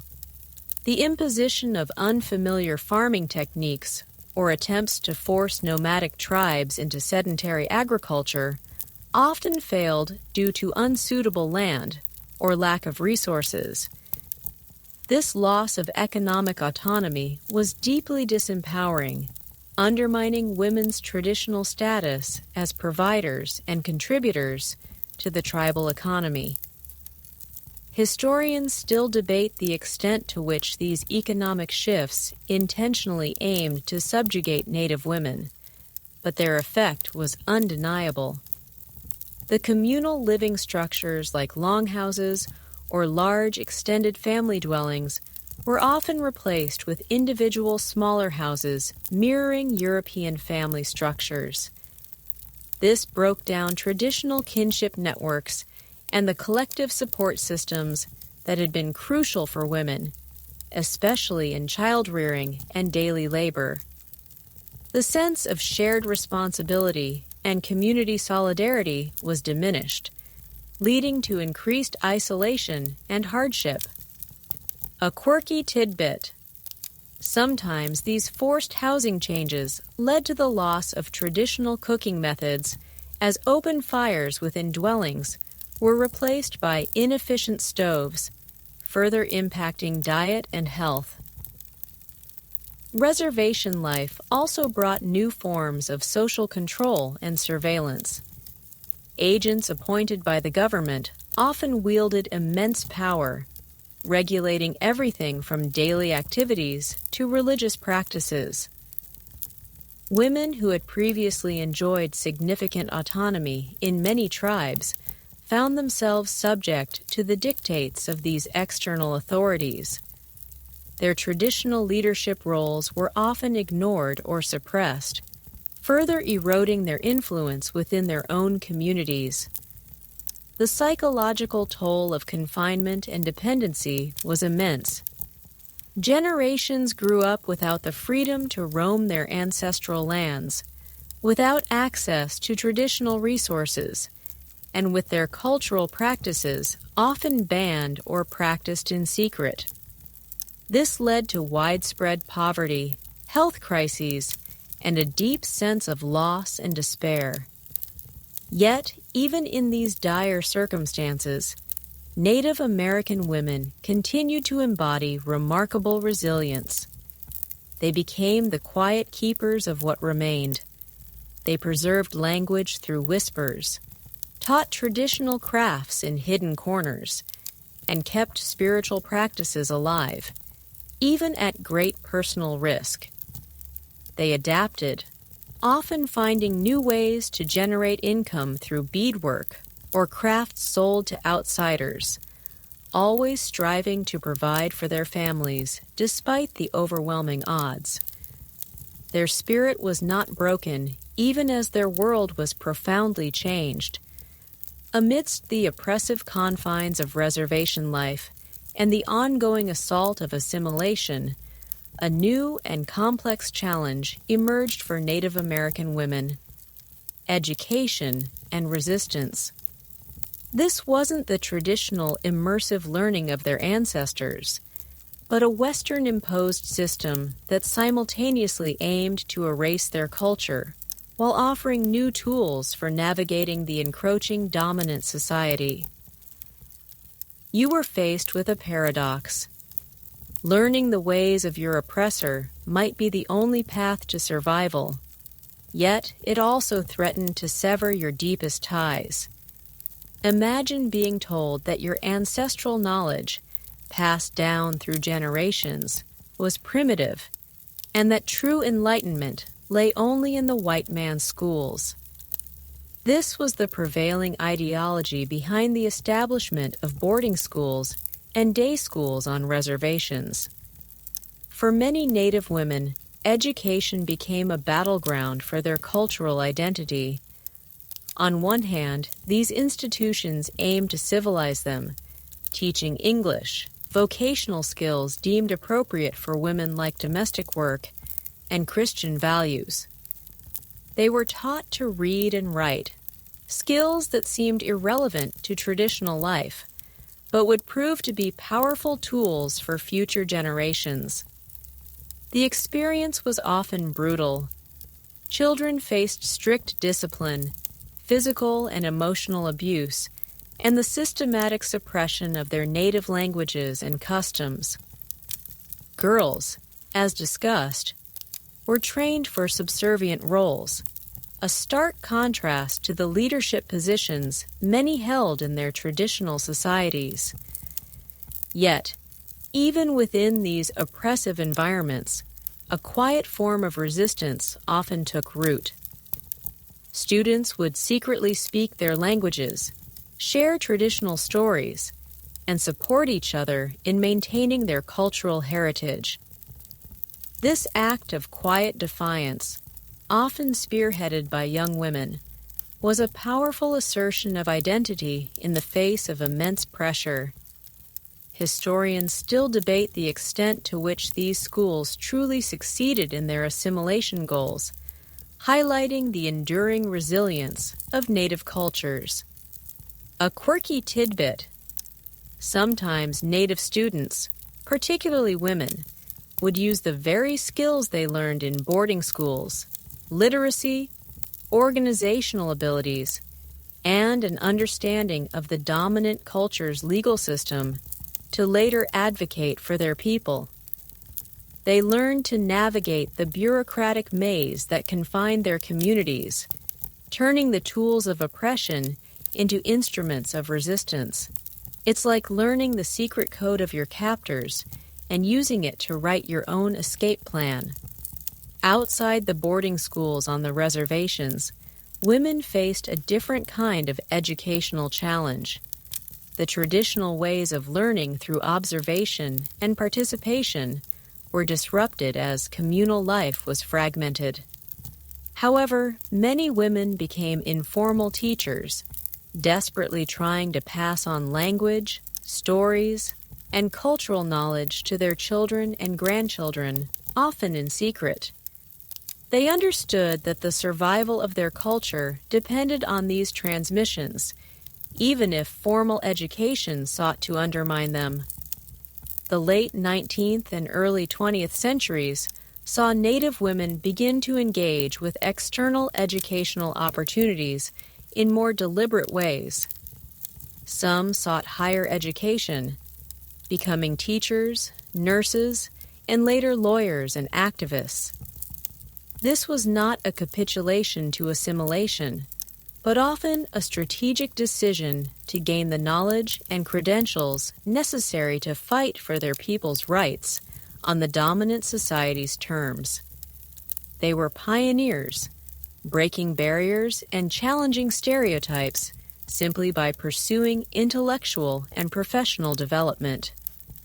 So, while the era of forced education was marked by profound suffering and cultural loss, it also forged an unexpected path for Native American women. They found ways to resist, to adapt, and to harness new knowledge, transforming themselves from targets of assimilation into powerful agents of change, laying the groundwork for future generations to reclaim their heritage and fight for justice. From the crucible of reservation life and the forced compromises of education, a powerful new force began to emerge among Native American women: activism and advocacy. This wasn't merely about personal survival anymore. It was about collective liberation, a fierce determination to reclaim sovereignty, cultural dignity, and justice for their people. You weren't just enduring, you were rising, finding your voice in a world that had long tried to silence you.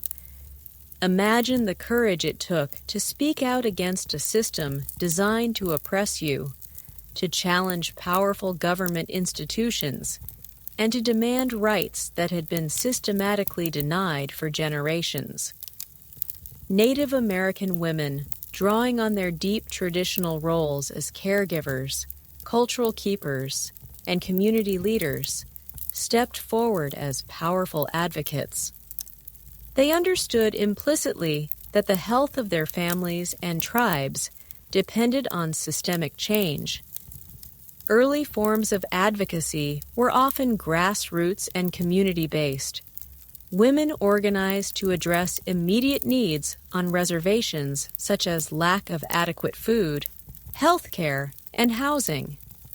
They formed benevolent societies and self-help groups, pooling resources and knowledge to support their families and neighbors. This communal spirit, rooted in their traditional ways, provided a strong foundation for broader activism. Historians still debate the precise tipping point that led to more organized, overt forms of political activism. But the decades of quiet resistance certainly laid the groundwork. As the 20th century progressed, Native American women increasingly moved into more prominent national roles. Figures like Zitkala Shah, Gertrude Simmons Bonin, a Yankton, Dakota woman, became a powerful voice for Native rights in the early 1900s.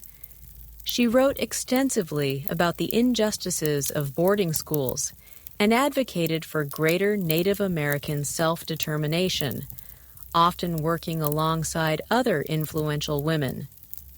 Her ability to navigate both Native and non-Native worlds, using her education to fight against the very system that educated her, was a testament to her strategic brilliance. The mid-20th century saw the rise of more organized movements. The American Indian Movement, AIM, often captured headlines with its confrontational tactics.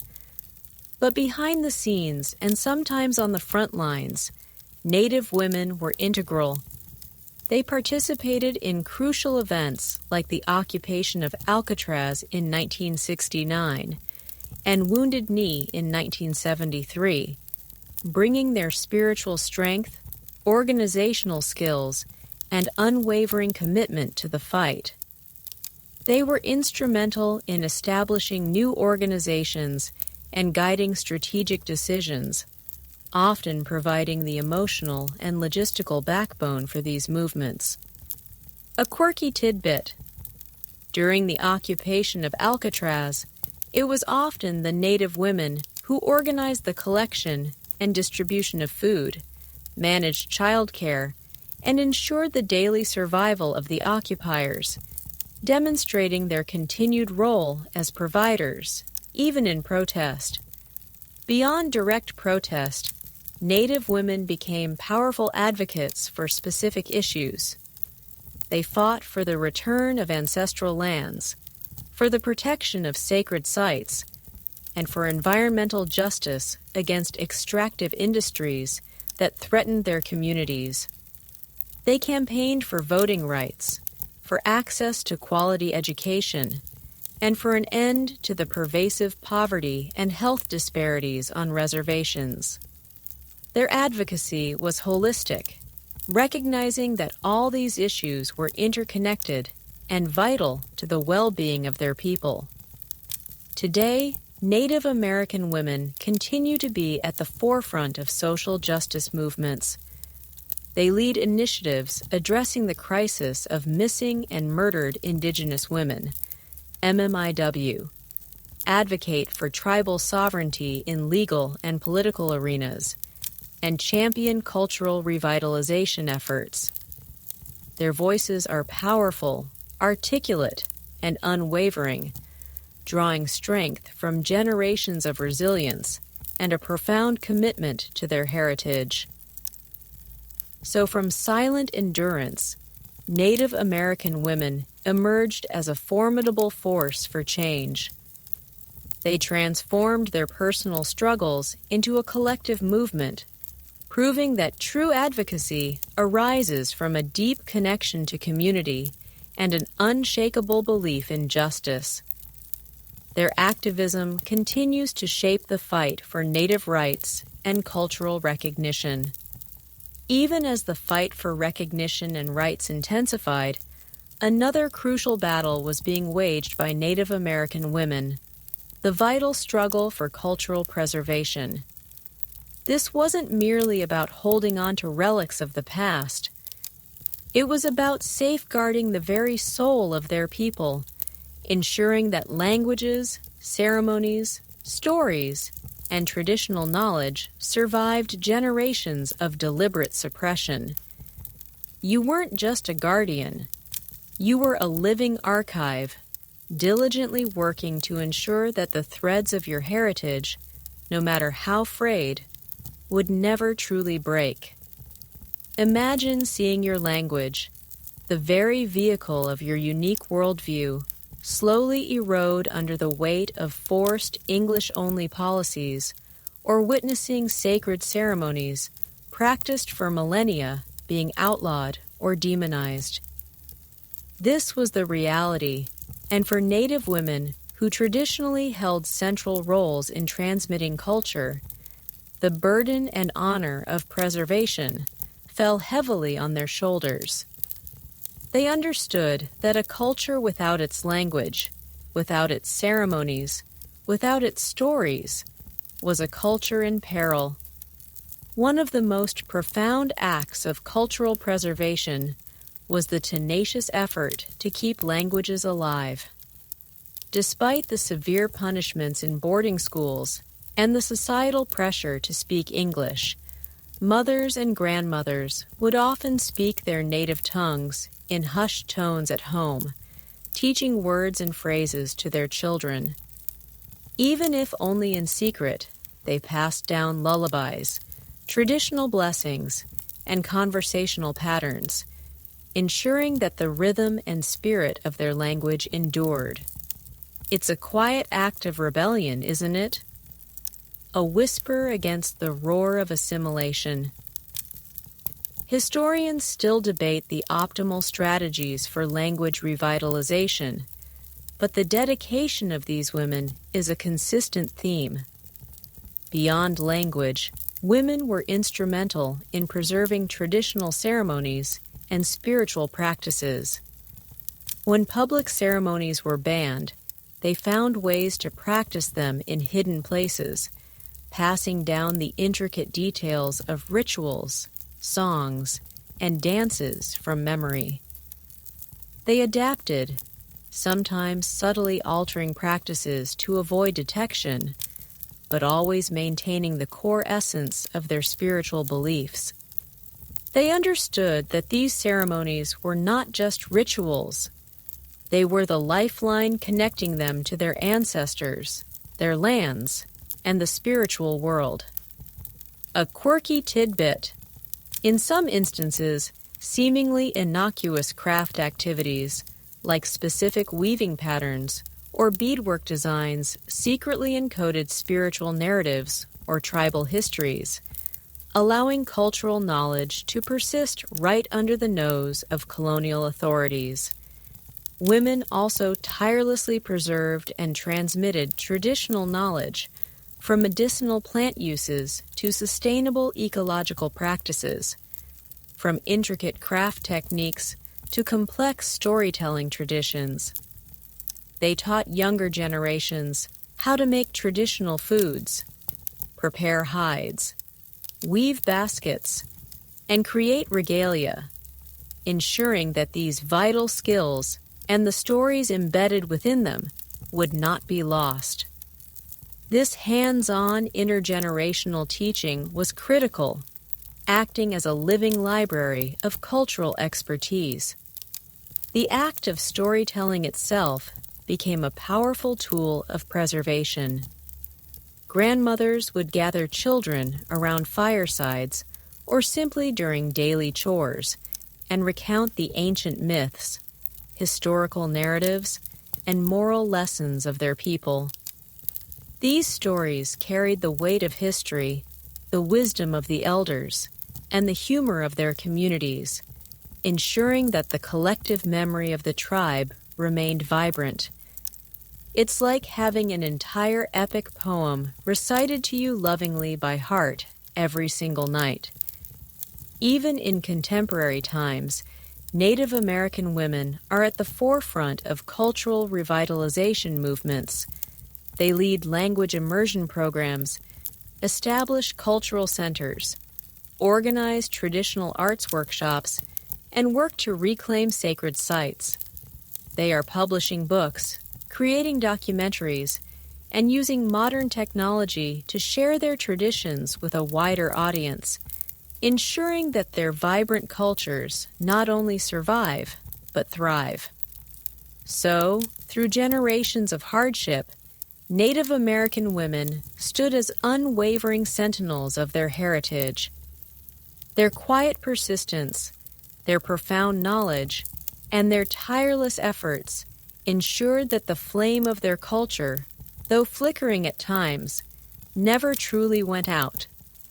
Their legacy is one of enduring spirit and a profound commitment to keeping their identity alive.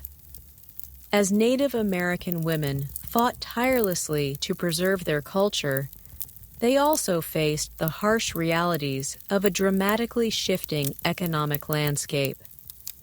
The traditional subsistence economies based on hunting, gathering, and agriculture were irrevocably altered by colonization, forcing women to adapt to new, often challenging forms of labor and economic contribution. You weren't just nurturing traditions. You were navigating a new world where money, not just resources, dictated survival. Imagine your customary work cultivating fields, processing game, crafting intricate goods, suddenly devalued or rendered impossible by confinement to reservations and the imposition of a cash economy. The introduction of wage labor fundamentally reshaped daily life.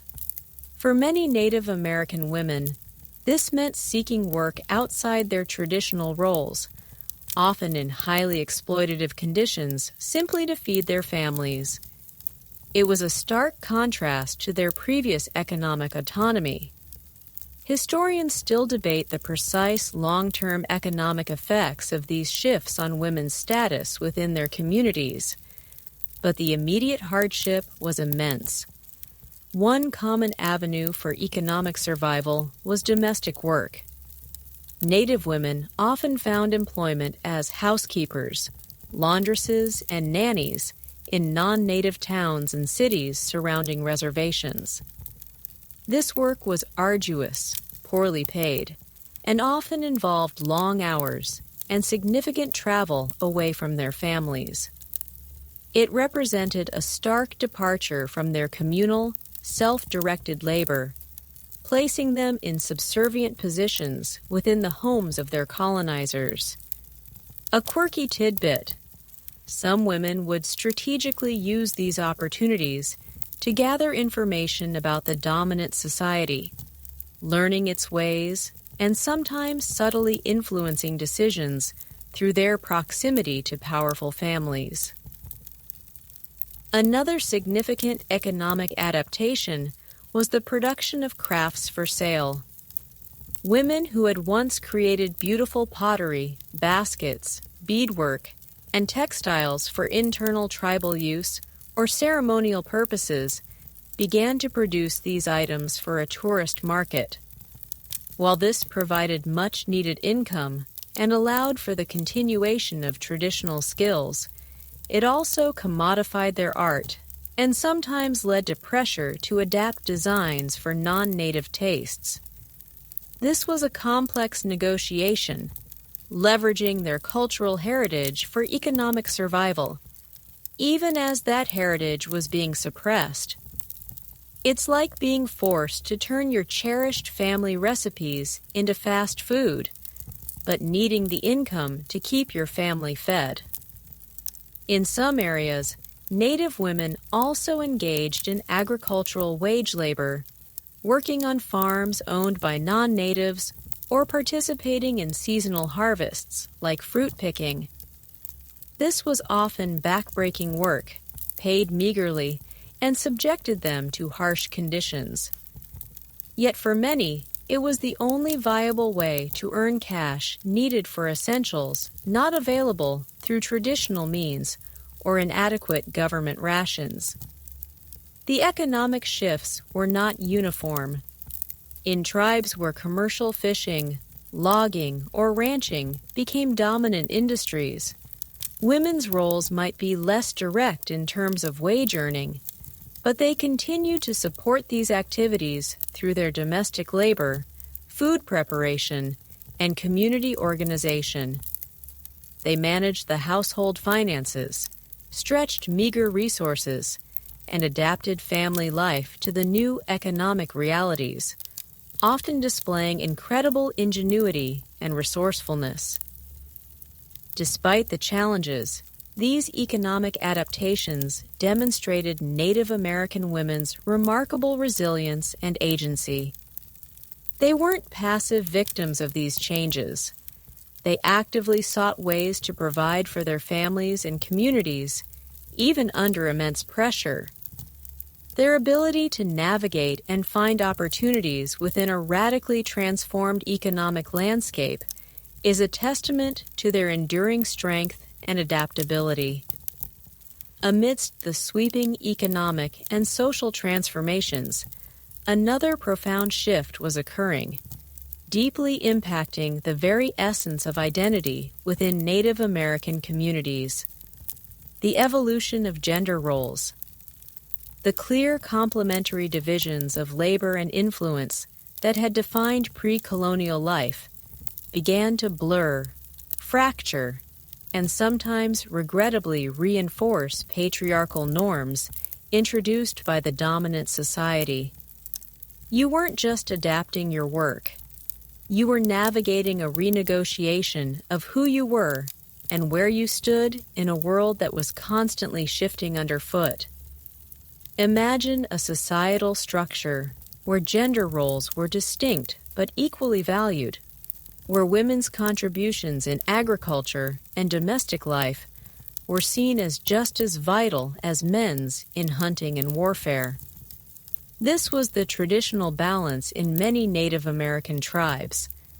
However, colonization often imposed a rigid hierarchical view of gender, one where men were considered superior and women were relegated to a subservient domestic sphere.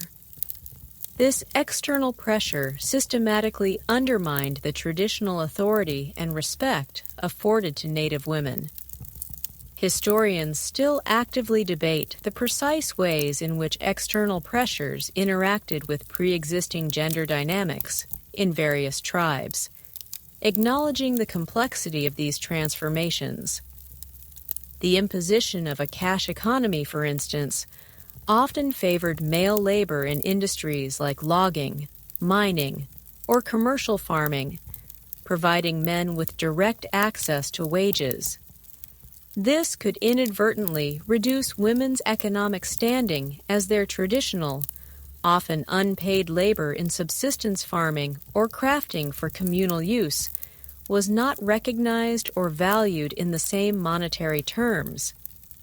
This economic imbalance sometimes led to a shift in domestic power dynamics as men became the primary wage earners, and therefore, in the eyes of the colonizers, the heads of household.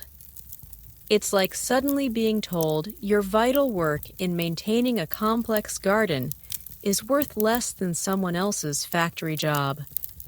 However, Native women often found ways to adapt and resist these imposed gender norms.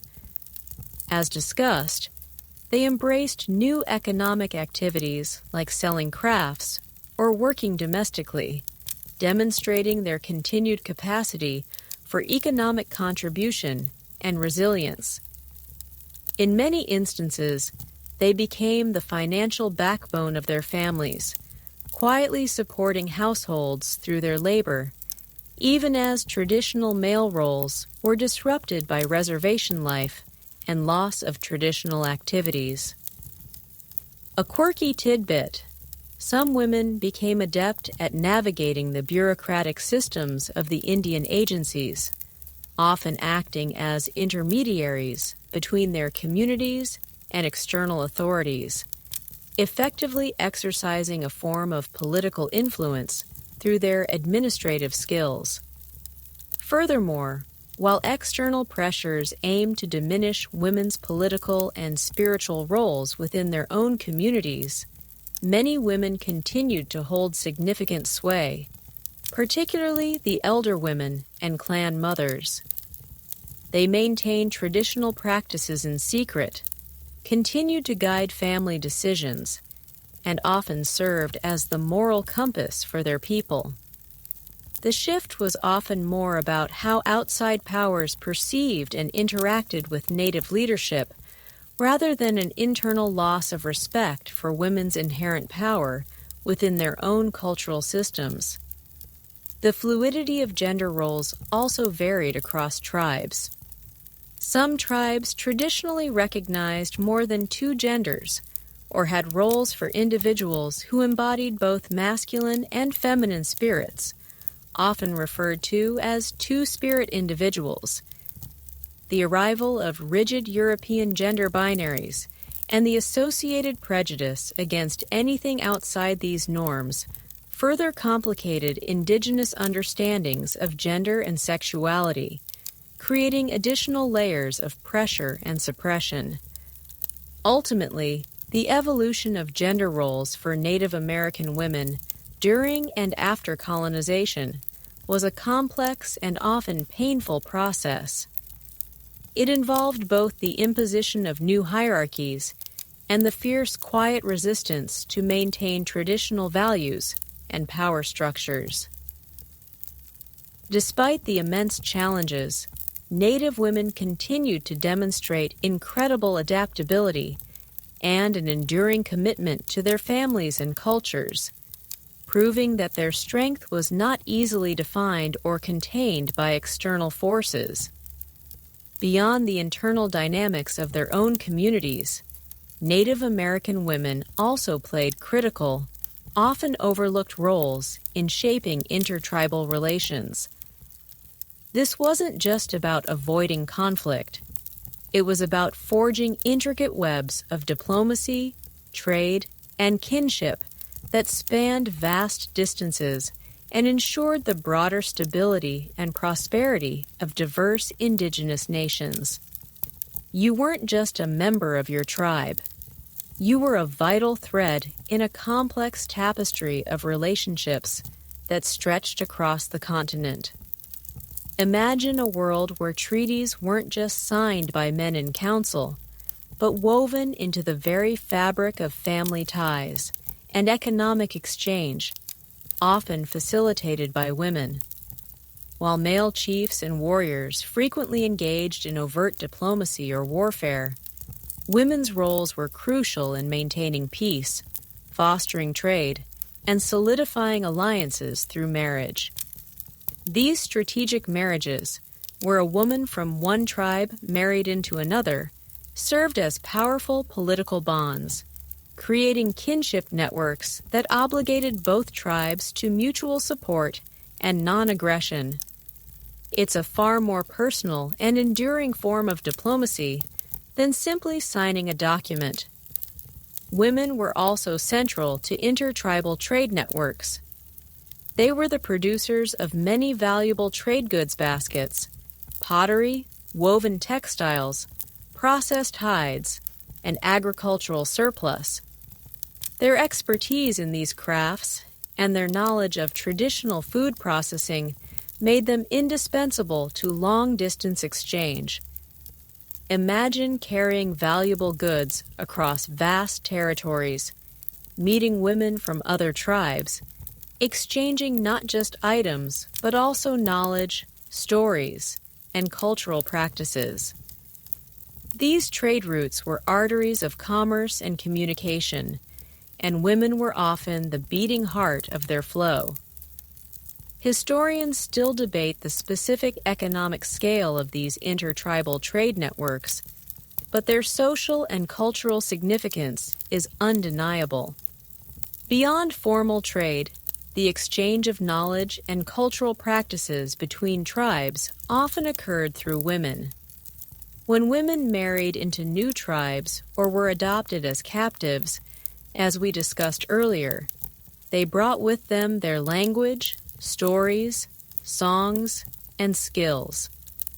This cultural diffusion led to the sharing of agricultural techniques, medicinal knowledge, artistic styles, and even spiritual practices, enriching the diversity of indigenous cultures across the continent.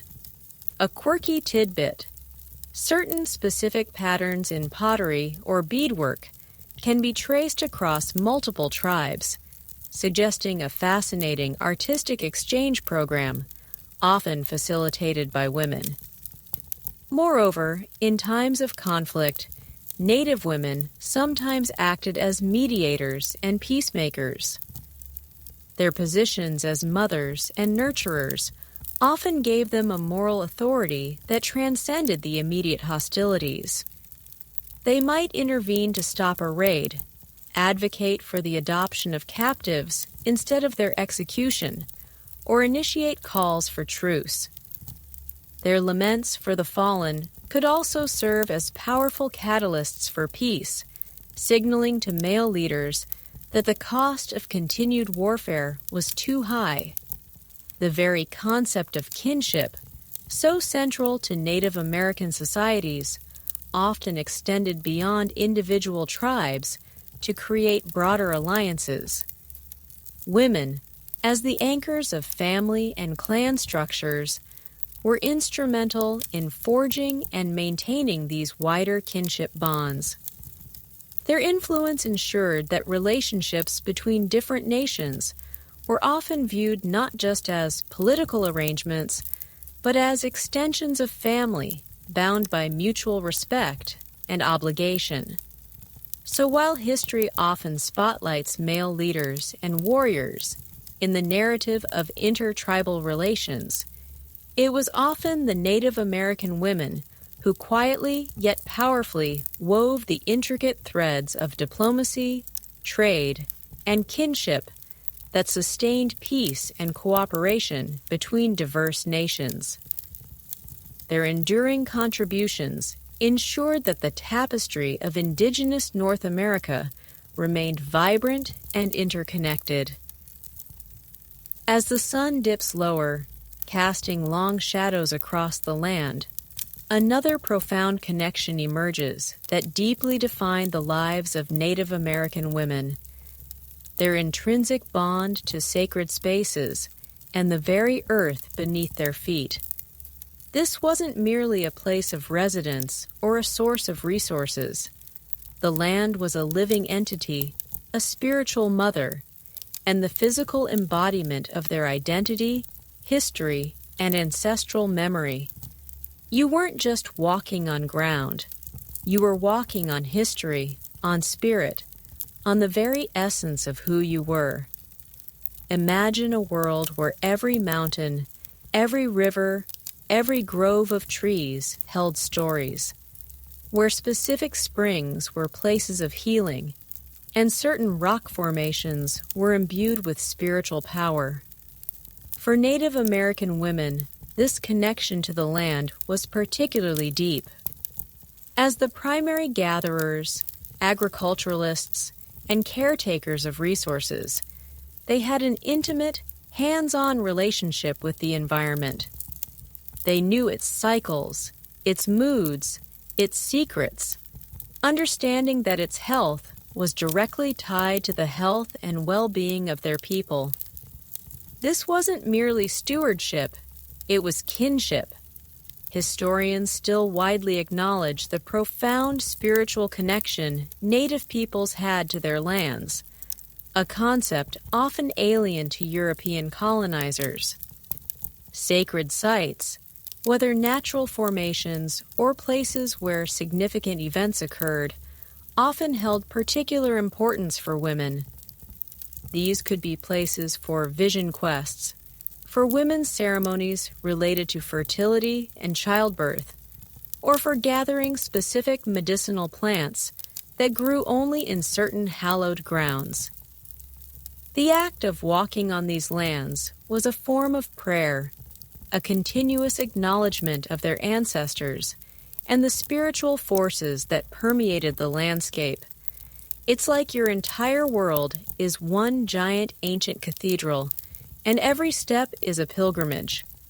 The loss of ancestral lands due to colonization and forced removal to reservations was therefore not just a physical displacement. It was a profound spiritual trauma. Being separated from these sacred spaces meant losing access to vital spiritual connections, to the graves of their ancestors, and to the very narratives embedded in the landscape. This cultural and spiritual dispossession had a devastating impact on women who had long served as the keepers of these land-based traditions. However, even in the face of this loss, Native American women fiercely maintained their connection to the land wherever they were. On reservations, they learned to find new sacred places, adapting their spiritual practices to new environments. They taught their children the importance of respecting the earth, of listening to its whispers, and of remembering the stories of their original homelands. Their spiritual resilience was profound, finding ways to maintain connection even when physically separated. A quirky tidbit: some women would carry small pouches of earth from their ancestral lands, a tangible link to their heritage that defied physical boundaries. Today, Native American women are at the forefront of the fight for land-back movements and environmental justice. They are leading efforts to protect sacred sites from desecration, to stop extractive industries from polluting their ancestral territories, and to reclaim management of natural resources. Their advocacy stems from this deep inherited connection to the land, understanding that protecting the earth is protecting their people, their culture, and their future. Their voice in these movements is powerful, articulate, and unwavering, articulating not just legal rights, but the profound spiritual and cultural imperative to defend Mother Earth. So for Native American women, the land was more than just ground to walk upon. It was the sacred source of life, spirit, and identity. Their unwavering connection to these sacred spaces, both physical and remembered, remains a powerful testament to their enduring spirit and a guiding force for future generations. As the narrative of Native American women unfolds, from profound strength to unimaginable hardship, one characteristic emerges above all else: an extraordinary legacy of strength and an enduring spirit. Despite centuries of colonization, disease, forced assimilation, and the systematic dismantling of their traditional ways of life, Native American women have not only survived, but have maintained a powerful connection to their heritage and a vibrant sense of identity. You weren't just resilient, you were indomitable, a living testament to the human capacity to endure and thrive. Imagine losing nearly everything: your land, your language, your traditional roles, your spiritual practices, and countless loved ones to disease and violence. Yet through it all, the women of Native American tribes held on to the fragments, piecing them back together with unwavering determination. Their strength wasn't just physical, it was spiritual, emotional, and cultural, rooted in a profound love for their families and their people. This isn't just a historical fact. It's a living, breathing testament to human perseverance. Their strength manifested in countless ways. It was in the quiet act of a grandmother whispering traditional stories to her grandchildren in a forbidden language. It was in the painstaking effort of a woman preserving ancient craft techniques even when modern goods were available. It was in the fierce protection of their children and families in the face of poverty and discrimination. These everyday acts of resistance, often unseen by the dominant society, were fundamental to the survival of their cultures. Historians still grapple with fully documenting the myriad forms of everyday resistance employed by Native women, highlighting the subtlety and pervasive nature of their enduring spirit. The continuity of their spirit is particularly evident in their role as cultural bearers. Despite efforts to erase their languages and traditions through boarding schools, women continue to transmit knowledge, values, and practices across generations.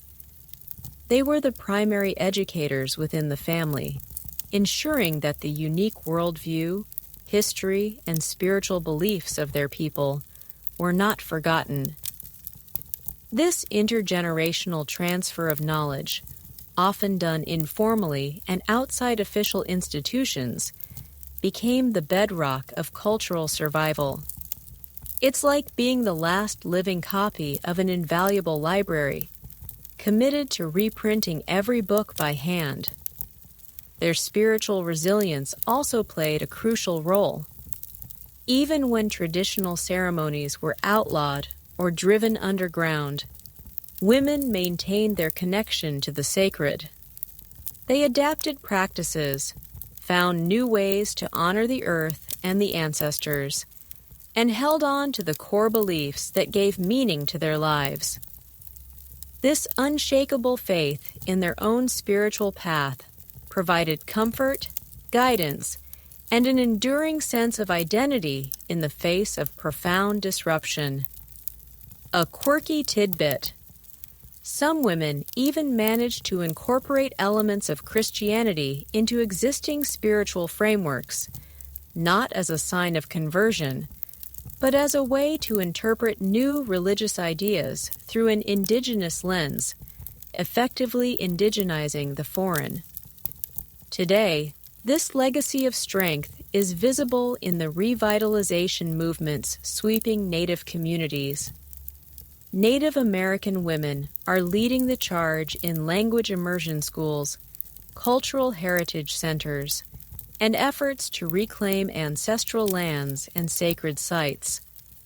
They are powerful voices in activism, advocating for environmental justice, addressing the crisis of missing and murdered Indigenous women, MMIADOU, and fighting for tribal sovereignty. Their leadership is a direct continuation of the strength and wisdom passed down through generations. So, as you reflect on the journey of Native American women through history, you witness not just a story of survival, but a powerful narrative of enduring spirit. Their ability to adapt, to resist, to preserve, and to lead stands as an extraordinary testament to their resilience and a beacon of hope for all who strive to maintain their identity and dignity in the face of adversity. Their legacy is a vibrant living force, continuously shaping the present and inspiring the future. Even with the powerful legacy of strength guiding them, Native American women in the modern era continue to confront modern challenges that are deeply rooted in the historical injustices of colonization. This isn't a bygone struggle.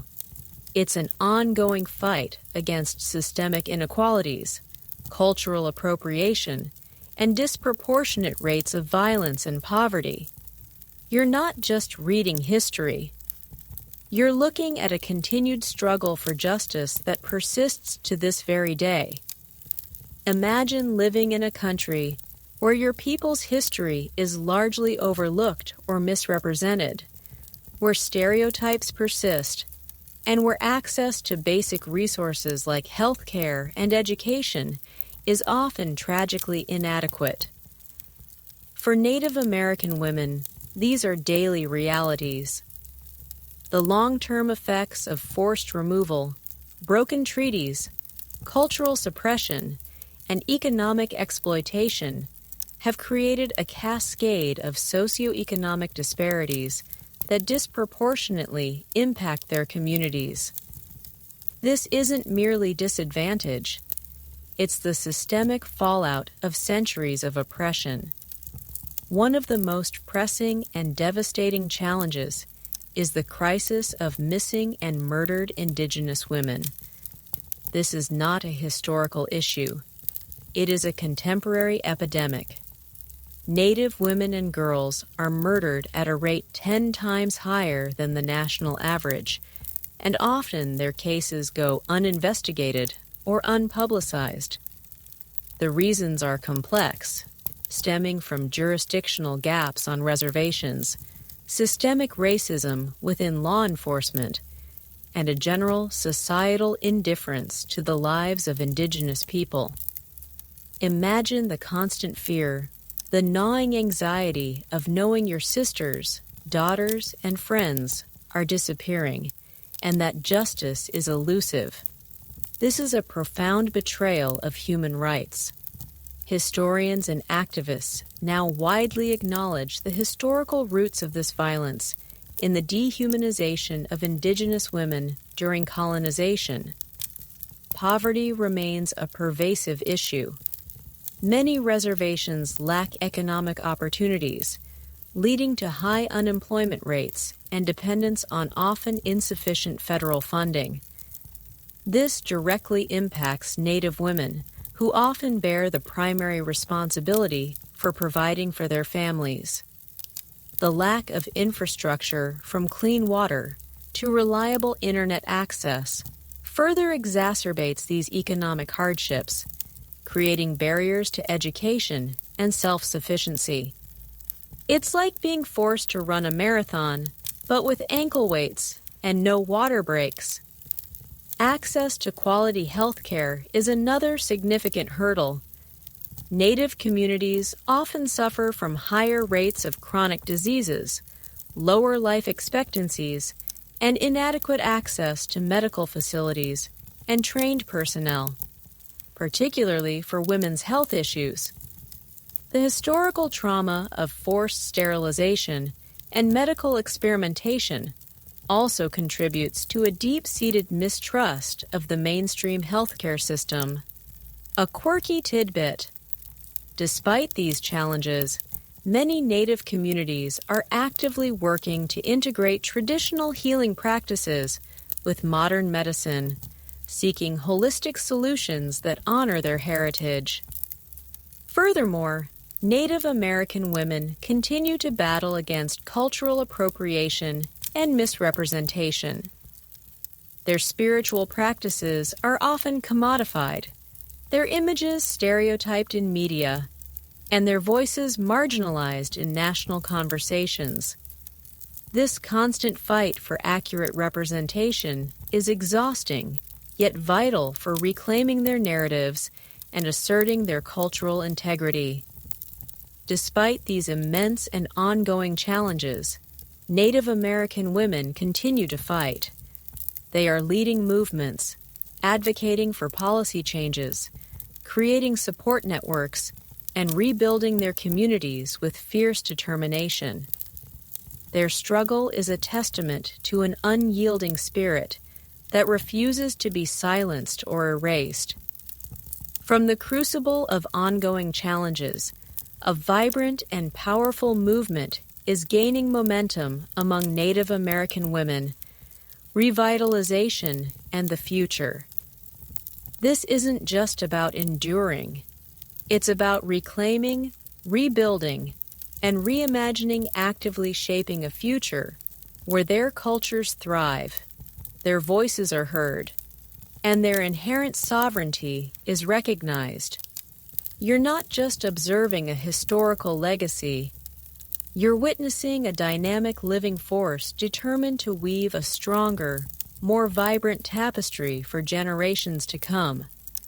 Imagine communities where children are learning their ancestral languages in immersion schools, where traditional ceremonies are openly practiced, and where Indigenous art and philosophy are celebrated as profound contributions to global culture.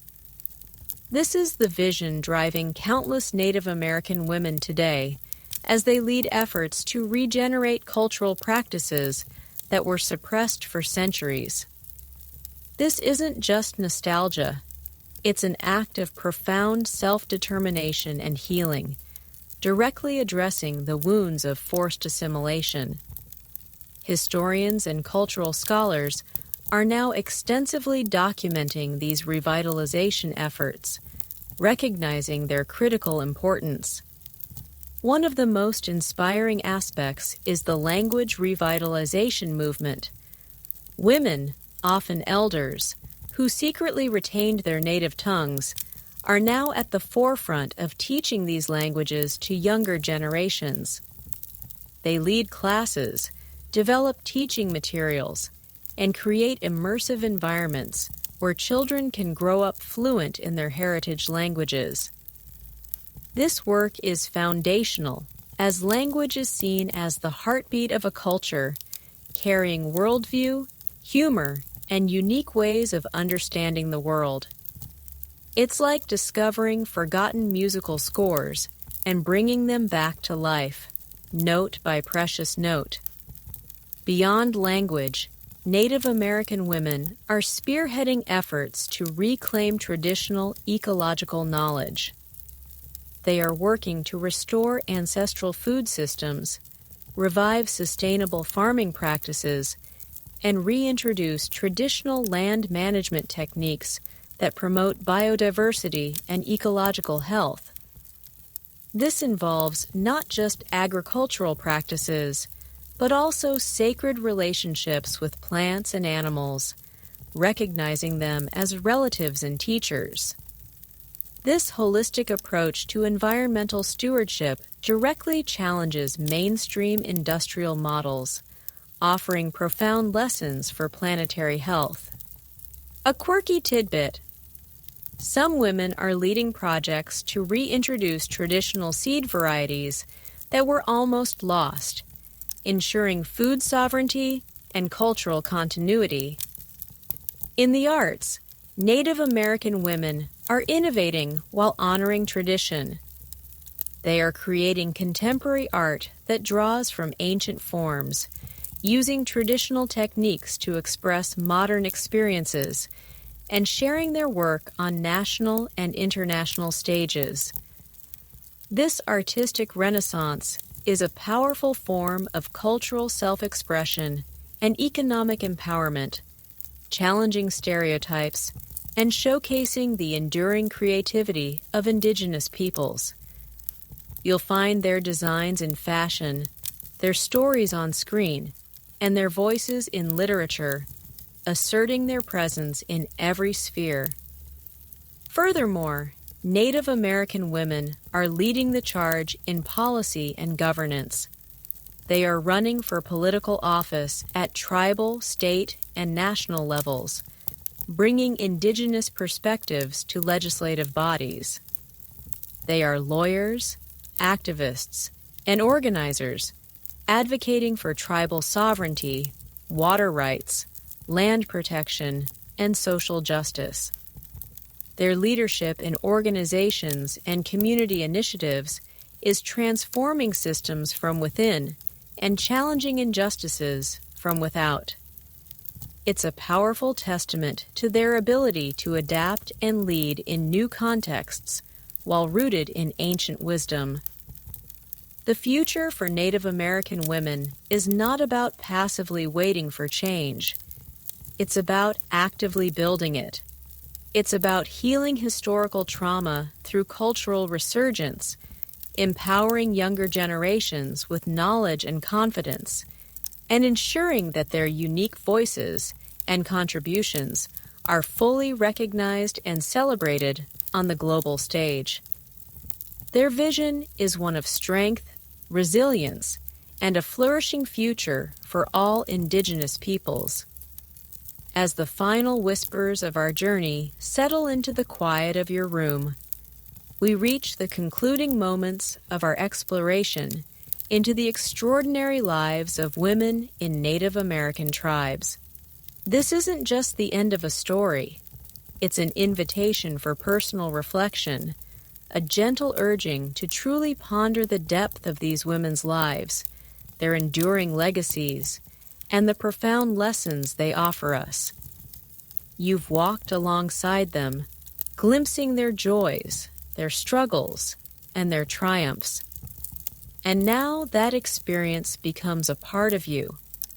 Imagine the strength it took day after day, century after century, to nurture life, to sustain culture, and to resist relentless pressure. These women were not mythical figures. They were real flesh and blood individuals with dreams, fears, and an unshakable connection to their communities. They remind us that true power often lies not in overt dominance, but in quiet resilience, in unwavering dedication, and in the profound act of maintaining culture against all odds.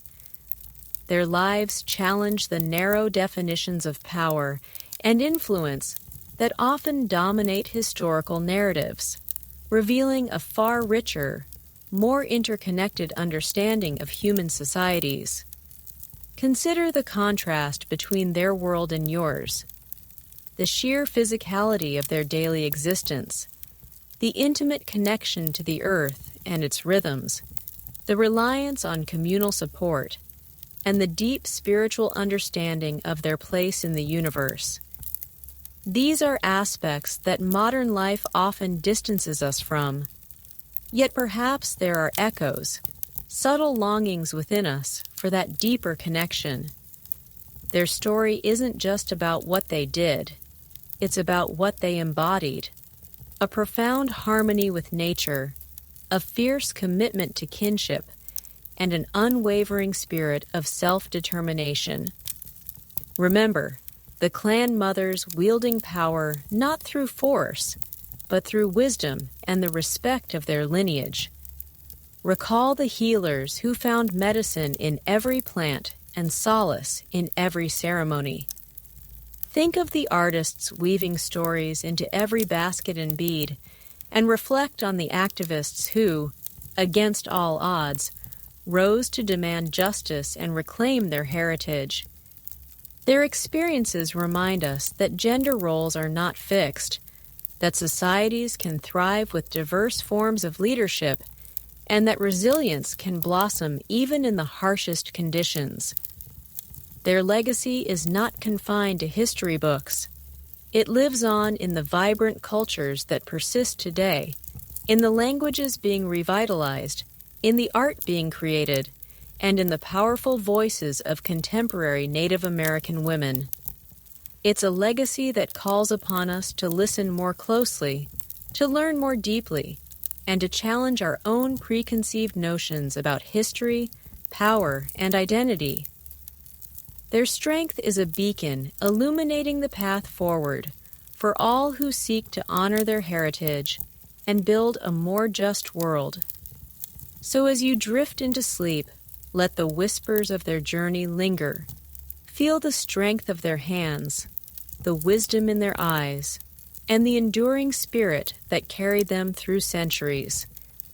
May their story bring you not just knowledge, but a deep sense of connection to a powerful human truth. Sweet dreams.